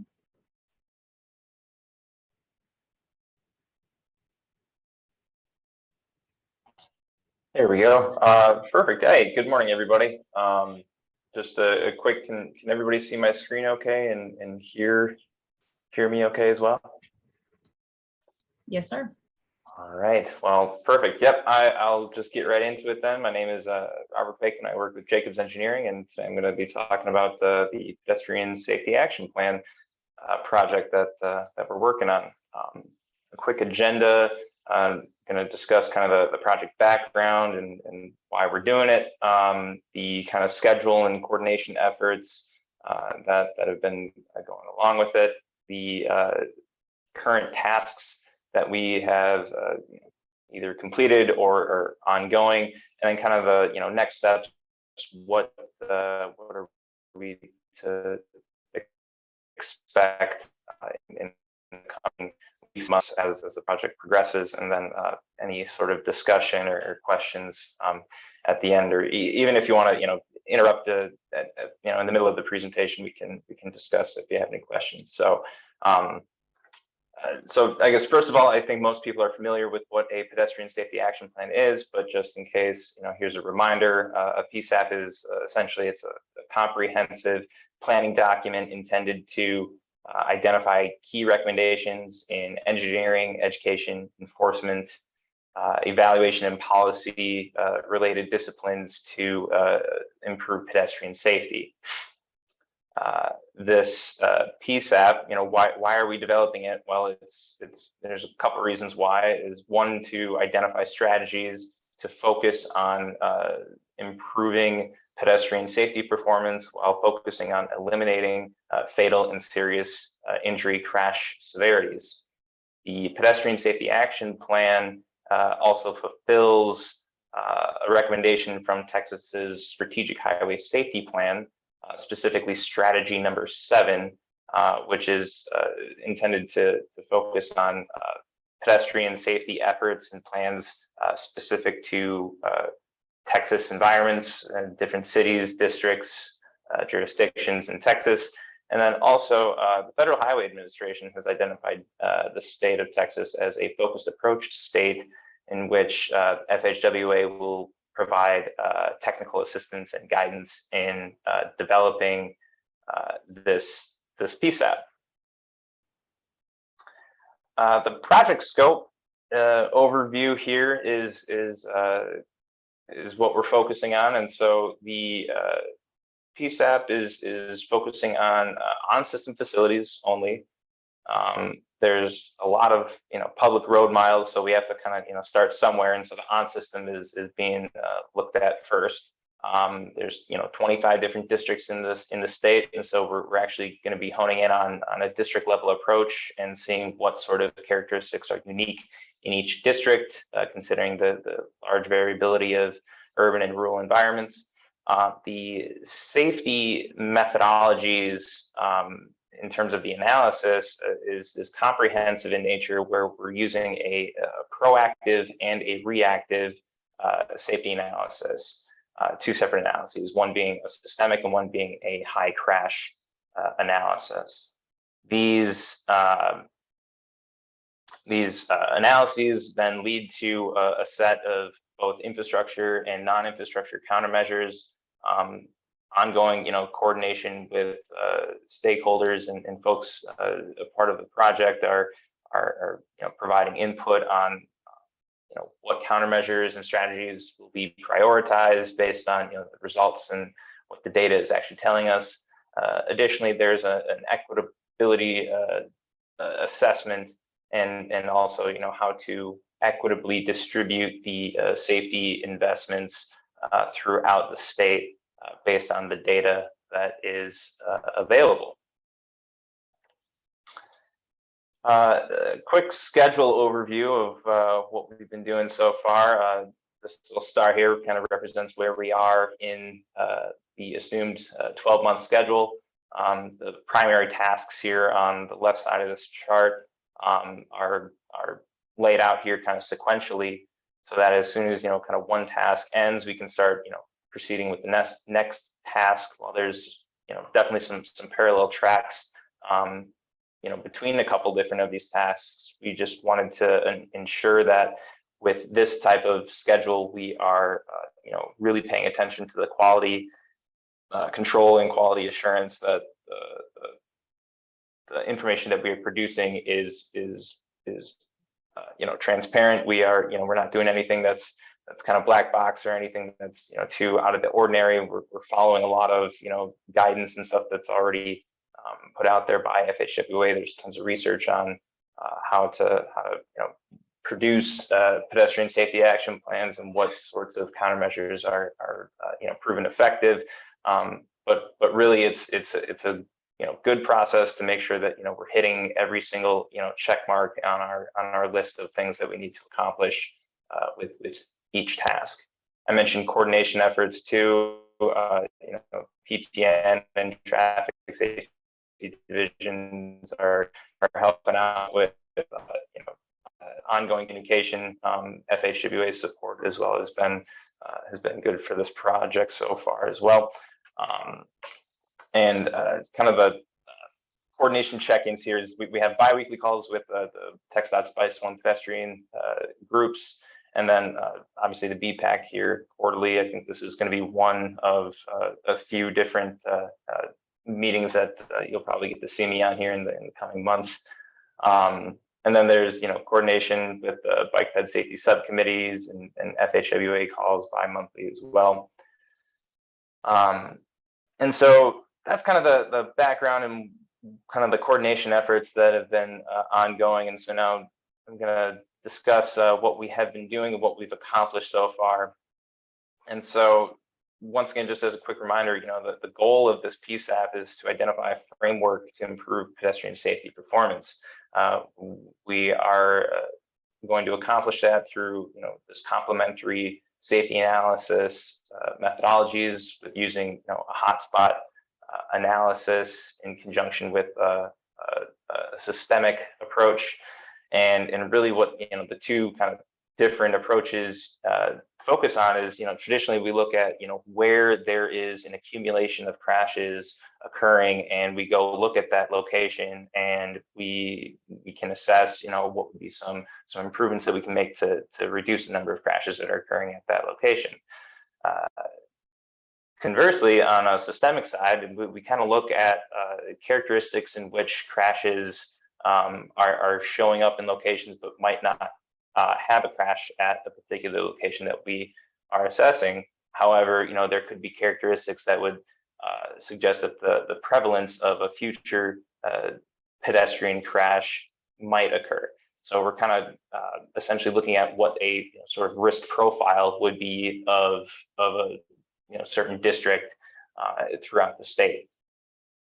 And like I mentioned, this is being done at a district level as well. So we kind of take a step back and look at everything from statewide perspective, but then each district is going to have their own sets of criteria and different analyses performed, just so that we can be a little bit more specific and deliberate about where investment in safety projects could be the most fruitful. Just a quick little reminder here too that some of the constraints that we're dealing with is that we only are focusing on the on-system network, and given the available data sets that we have, while Txdot is a very data-rich state and has a ton of information to use, we're only focusing on roadway segments, and so we're not including intersection-specific analyses for this effort, simply because there isn't an intersection data set that's readily available. I think there's one currently under development. However, this is just the way that the chips have fallen, and this is, plenty of good information that we have so far, but it's definitely going to be something to just consider when moving forward. So one of the main tasks that we have completed so far is this crash analysis. And so we acquired a bunch of data kind of upfront to see, what do we have, what are we working with, how can we use it. The second component is looking at the crashes, and we're looking at a crash data set from 2017 through 2021. So that does include a year of some pandemic crashes. However, there's still trends that would suggest that it's reliable data. There isn't anything that's too much of an anomaly in terms of what the data is saying in terms of trends. But what I have shown here on this slide is kind of our process flow to get to the crash data set that we are going to be using as the foundation of our systemic analysis. And so kind of in this upper top left corner of the slide, we kind of look at the whole world of crashes over a 5-year period, and we kind of start filtering down to only be looking at pedestrian crashes, since this is a pedestrian safety action plan. We want to be consistent with how Txdot is reporting these crashes. So there's a bunch of different criteria in the crash data. One of the attributes is the crash reportable crash, and so we want to focus on the reportable pedestrian crashes. We are focusing on higher severity in general. So pedestrian crashes are typically more severe than just a vehicular crash, but that's why we're kind of prioritizing, trying to mitigate future injury crashes, severe injury crashes, whether it's a fatal, incapacitating or serious injury, or non-incapacitating injury crash. On system, like I mentioned, we're only focusing on system. And then, like I mentioned before, since we don't have intersection, a comprehensive intersection database, we opted to filter out any sort of intersection related crashes, simply because it's just kind of like how the data set is created. It makes sense to have a similar data set that we have inventory for, but then looking at the crashes that are occurring along those locations would be the best representation. And then lastly, we just want these crashes to be located. We don't want crashes to just be floating out in the middle of nowhere. It would be really a good idea to know where these crashes are occurring. So ultimately, we take a take a big picture, where is every what are the crashes, and then ultimately getting down to about a 5,600 crash data set. And so looking at these crashes here, got a chart on here that's kind of busy, but I think it really explains, or at least it shows a good sense of what's going on. And I'll take a little bit to explain what this chart is saying. But so on the y-axis here, it's a percentage. So, and then on the x-axis, it's all the different districts, all 25 of them. And so we're looking at all crashes, which are the bars. And then I'm going to be, for this example and explanation, I'm going to be talking about centerline miles of roadway, which is this green bar, or I mean this green line that's along here. And so what this chart is essentially saying is that where there are when the bars have a higher percentage than where the line is, let's just pick out the Fort Worth district here, for example, in this first light blue bar representing KAB, which is that fatal, serious injury and non-incapacitating injury pedestrian crashes. We see that Fort Worth in the statewide, based on our crash filter, represents about 8% of the total crashes in the state. Yet it accounts for only about 4% of these centerline miles. So what does this mean? This means that crashes being over the line or above the line, crashes are overrepresented compared to the proportion of centerline miles. Conversely, if we look at Wichita Falls, if the bars are below or under the line, crashes are underrepresented. So this is just a quick snapshot and not really filtering anything else, or not really considering different environments, urban, rural splits, or anything like that. We just take a look at where is the majority of crashes occurring, which districts are overrepresented. And so what we see here is probably no surprise to anybody, but the 5 largest metropolitan areas in the state account for about 60% of the crashes in the state, which is a good proportion of it. And if you were to add up the different points on the lines, we're at about 22% or so of the miles. So just even right off the bat, we can say there's a lot of focus to be put on these districts, but that's not to say any other district here in the state we should just discard. There's absolutely room for improvement everywhere, and what we are able to identify and what sort of tasks we've done to kind of refine our approach is looking at something called focus facilities. And so these focus facilities are essentially a subset of the total number of miles that we initially started with, and simply because it's not necessarily feasible to analyze every single mile in the state, but there being about 80,000 or just under 81,000 centerline miles of on-system roadway, that's not really even a feasible amount to analyze in a 12-month period. So we went through the effort to identify what we're calling focus facilities, which is the subset containing a majority of the crashes. The focus facilities were identified based on 5 major criteria, and these attributes here, area type, functional class, division type, speed limits, and traffic volumes, were common between the crash data and the Txdot roadway inventory.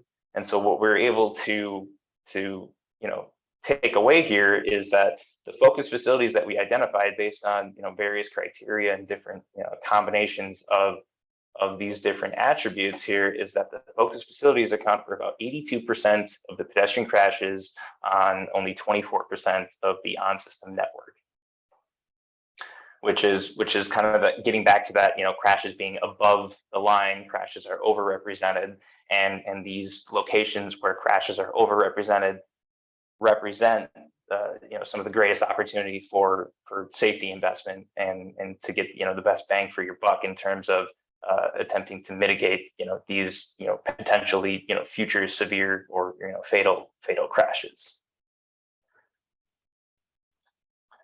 So what's coming next here is we're currently developing some kind of summary fact sheets or district profile sheets that kind of summarize all of that information on a single PDF, and it kind of breaks down some of the characteristics and key findings from these initial tasks up front, specific to each district.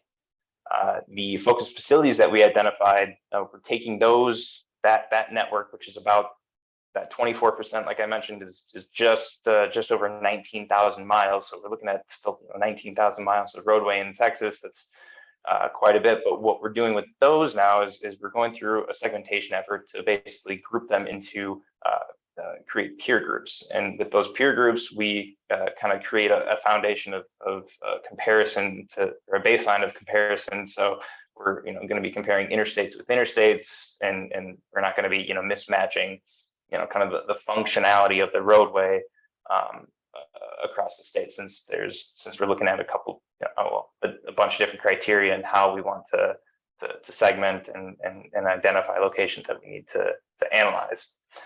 Additionally, associating the crash data with the roadway inventory, this is important, and it's a step that follows the segmentation, and that's where we can actually pinpoint and locate along a certain route, where crashes are occurring.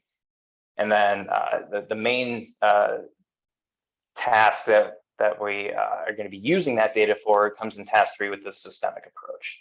And in a quick summary of what a systemic analysis is we look at overrepresentation based on certain roadway attributes, geometry, configurations, shoulder width, their type, or number of lanes. So there's a lot of analyses and different charts that we'll be making to identify where these overrepresentations are occurring. From those overrepresentations, we identify which of those could be associated as a greater risk for the prevalence of a future severe crash. And then we look at where in the system, we take a step back, and then we look at all the roadways, where is there an accumulation of these risk factors present, and we're able to prioritize those locations and ultimately get to a list of countermeasures that we can suggest at those locations for safety improvements. And then a complementary safety analysis task beyond the systemic is a hotspot screening effort, where we're looking at where there's an accumulation of crashes that are occurring. So with that, that's a quick summary of the pedestrian safety action plan up to this point. If anybody has any questions, I'd love to answer some. Thanks. Thanks, Robert. Appreciate all of that information. Does anybody have any questions for Robert or any comments? Okay, it was very clearly explained. We appreciate all your efforts and providing that update. And Robert, remind me really quick, what's y'all's target of when you're hoping to have a final report or a completed document? I think as of right now, we should probably, January or about, well, I guess February, March is probably when we'll start developing the plan and have a pretty good handle of what we'll be looking like. So. All right. Thank you so much. We appreciate it. Thanks. All right, guys, we are now on to our last agenda item. We will go around and we will do local updates. So things that are going on within your part of the state. This is our opportunity to provide any update on any bicycle pedestrian planning or activities or things that are happening that are of note. So everyone be ready. You just may randomly get called on, but we'll go down the list and ask about what's happening in your area. First person, Chris. Chris, do you want to tell us what happened up in the Wimberley area? I think last time we talked about some developments that are happening along Old Kyle Road and on Ranch Road 12, and presently just advocating for some accessible pedestrian signals to go along with that for members of the community who are visually impaired. Great. All right, Eddie, anything in the Cedar Park area you want to mention? So I'll speak on all of Williamson County because that's what I do is Eddie, you're very faint. Is anyone else having trouble hearing Eddie? How about now? Oh, much better. Much better. All right, now I got it. Hold on, let me put a little mic on. All right, there we go. So Williamson County, that's what I'll speak on, because that's what I work for, is Williamson County. And so recently I was asked a question internally about what are we doing in the county as far as bikes and peds. And so I put together this little thing, and just in the last 5 years, we've completed 9 projects with 42 miles of bike paths, shared use paths, and almost 5 miles of sidewalks. It doesn't sound like much, but they're county roads. So we don't have that much sidewalks here unless we do partnerships with the cities, which includes Cedar Park. So yes, we most of the projects we've completed over the last few years range from North Maze and Round Rock to some county roads out in the east end of the county. And as you know a lot about East Williamson County, it's growing quickly. And it's growing faster than any place in the country. And that's a fact, because of Samsung, we are really stepping it up and doing everything we can just to accommodate them. So more people means more need for roads, as well as bikes, bike planning, pedestrians, and we're trying to stay on top of that. So I don't just do bike ped stuff. I do roads in general and construction. So I am listening to everything, but most everything we talk about is planning, and I'm taking it all in. But my expertise is really in making sure all that stuff you plan gets built right. So I am very much glad to be a part of this. So thank you so much for asking me. Eddie, I'm hoping that cities in your county can apply for the Safe Routes to School funding. I know Yes. in our area where growth is happening so fast, the school districts can't keep up, and new single family subdivisions pop up or not. And so nobody thought about where to put the schools when we're trying to expand the roads, and then we got to drop them back down for school zones and having that Taylor conversation. itself probably will needs all the help they can get, because they are going to triple within the first year or two. And Hutto, Granger, Copeland, all these little places that they're going to need all the help they can get. So we're trying. Good point, Carla. Good. All Thank right. Next on the list, I don't think Eva was able to join us. Frank, do you want to talk about what's happening in the Laredo area? Sure. Since we had a lot of talk today about TAP monies, just at the local level with our Laredo Webb County MPO organization, we recently met, and we're getting ready as well to get that out for call for projects. And I believe, based on what we heard from Txdot and our MPO, I think our funding doubled as well. So we're really excited about getting that out into the community and getting some projects up and going here in our area. Awesome. Thank you. Thanks, Frank. Mike, let's talk about Austin. You guys are always moving and shaking in the bike ped world. Yeah, still making progress as fast as we can. Some recent things we're working on. We are in the process of updating our 3 kind of local mobility plans. So the bike plan, the sidewalk plan, and the urban trails plan are on about a 5 to 8 year cycle. They get updated, and so we're doing all 3 together so we can get all of the public input together at the same time, which has been going really great. This version, where you have a particular focus on equity and making sure that we're kind of hitting all of the various areas of the city, equally, and particularly focused on kind of the lower income areas of the city and getting them connected, which they have not really been so much in the past. So that's exciting. We're also focusing in that plan on kind of green infrastructure as part of those projects. So lots more tree plantings, rain gardens, that kind of thing.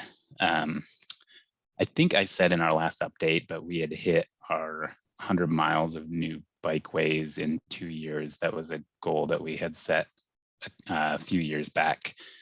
So we met that, I believe, a few months ago, but still kind of trying to keep that pace going with some new hires and hiring up some new staff.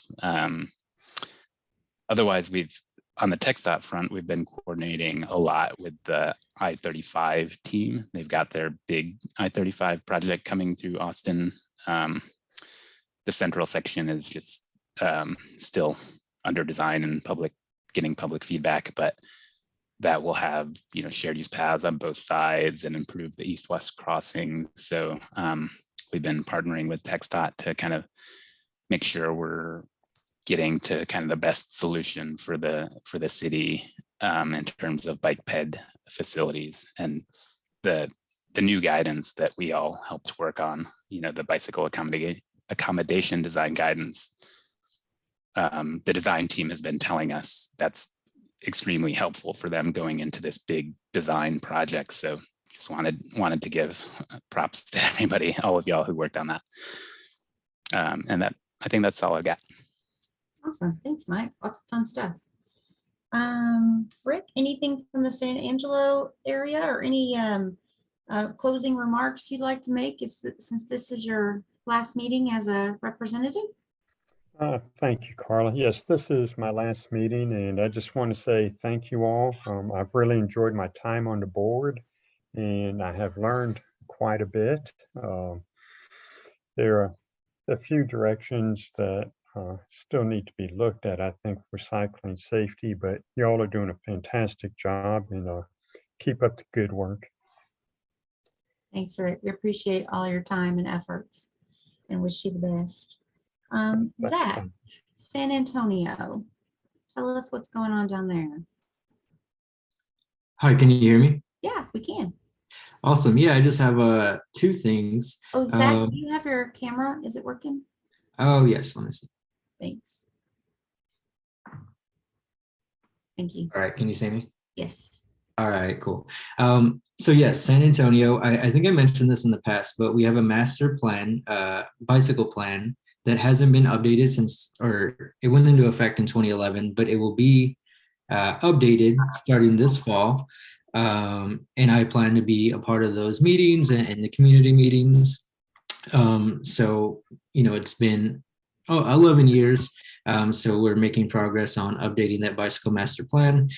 And then also in May, voters in San Antonio approved the biggest bond program in San Antonio's history.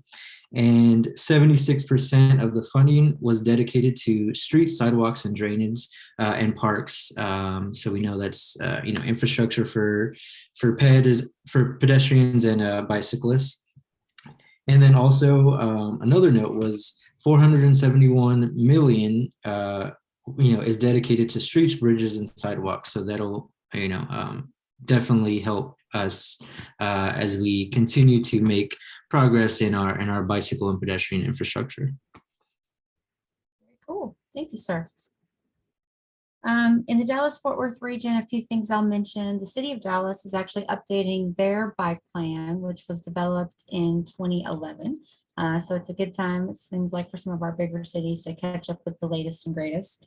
We're also working at the Council of Governments at the MPO to do the city of Irving's bike plan. Irving is the biggest city in DFW that didn't have a bike plan, over 200,000. So they were kind of a hole in the middle of the region. So we're making good strides on there. We are also purchasing for our region a sidewalk data layer for all of our local governments.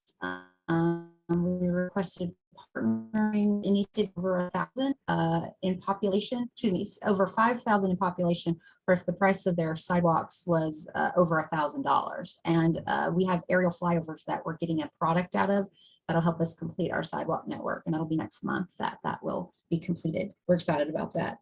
We're also updating our regional pedestrian safety plan. There were a couple of things tied to the Safe Streets for All grant that we needed to modify to be eligible. A big feature being adding more to the equity conversation and evaluations of projects, and also creating a long-term monitoring strategy. So that's going to our boards next month. And we're also doing a lot of work thinking about Walk to School Day in October. And so we're already purchasing materials and reaching out to school districts who've been on a break, but we've got some campuses identified and some principals that we've talked to, and hopefully we can get kids engaged in that with some fun giveaways and activities and prizes, and we're buying banners for them to carry. And so we're looking forward to that, and hopefully will be popular in October. I think that's pretty much all I highlight from the Dallas-Fort Worth region. And then that concludes the updates from our committee members on local and statewide issues. I will mention that as for public comment, due to the virtual format of the meeting, public comments may be submitted by email to bikeped@txdot.gov by July 25th, 2022, to be included as part of the meeting record. That is, you have all of next week, and then July 25th is a Monday.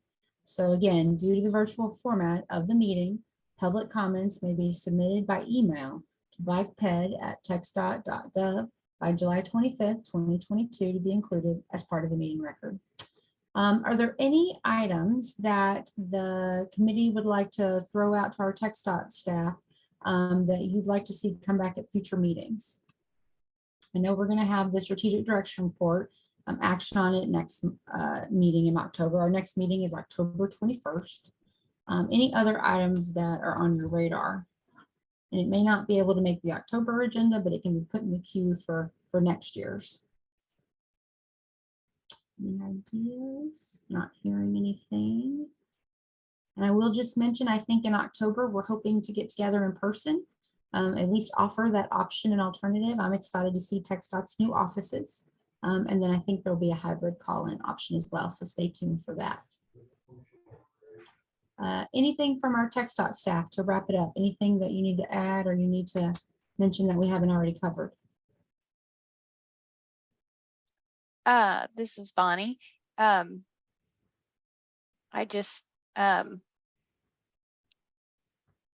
wanted to say that, you know, it was a good meeting. We had a lot of content today, but I really appreciate everybody's contributions today. And in October, we are looking at finalizing the strategic direction report.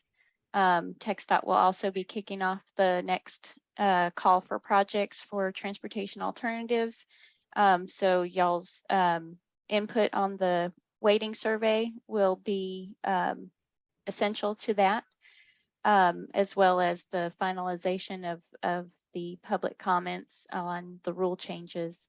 And then, of course, we will continue to bring updates on the pedestrian safety action plan as it is developed. We also will have information, if not in October, then in January, on the 4 district bicycle plans that are being developed right now. So awesome. Thanks. All right. Well, thank you, Bonnie. My thanks to you and the team for a great agenda. And I will officially call our meeting adjourned with 3 minutes to spare. Thanks, everybody. Have a great weekend. Hopefully see you in October. Bye-bye. Thank you. Bye. Thank you. Bye. Thanks. Thank you.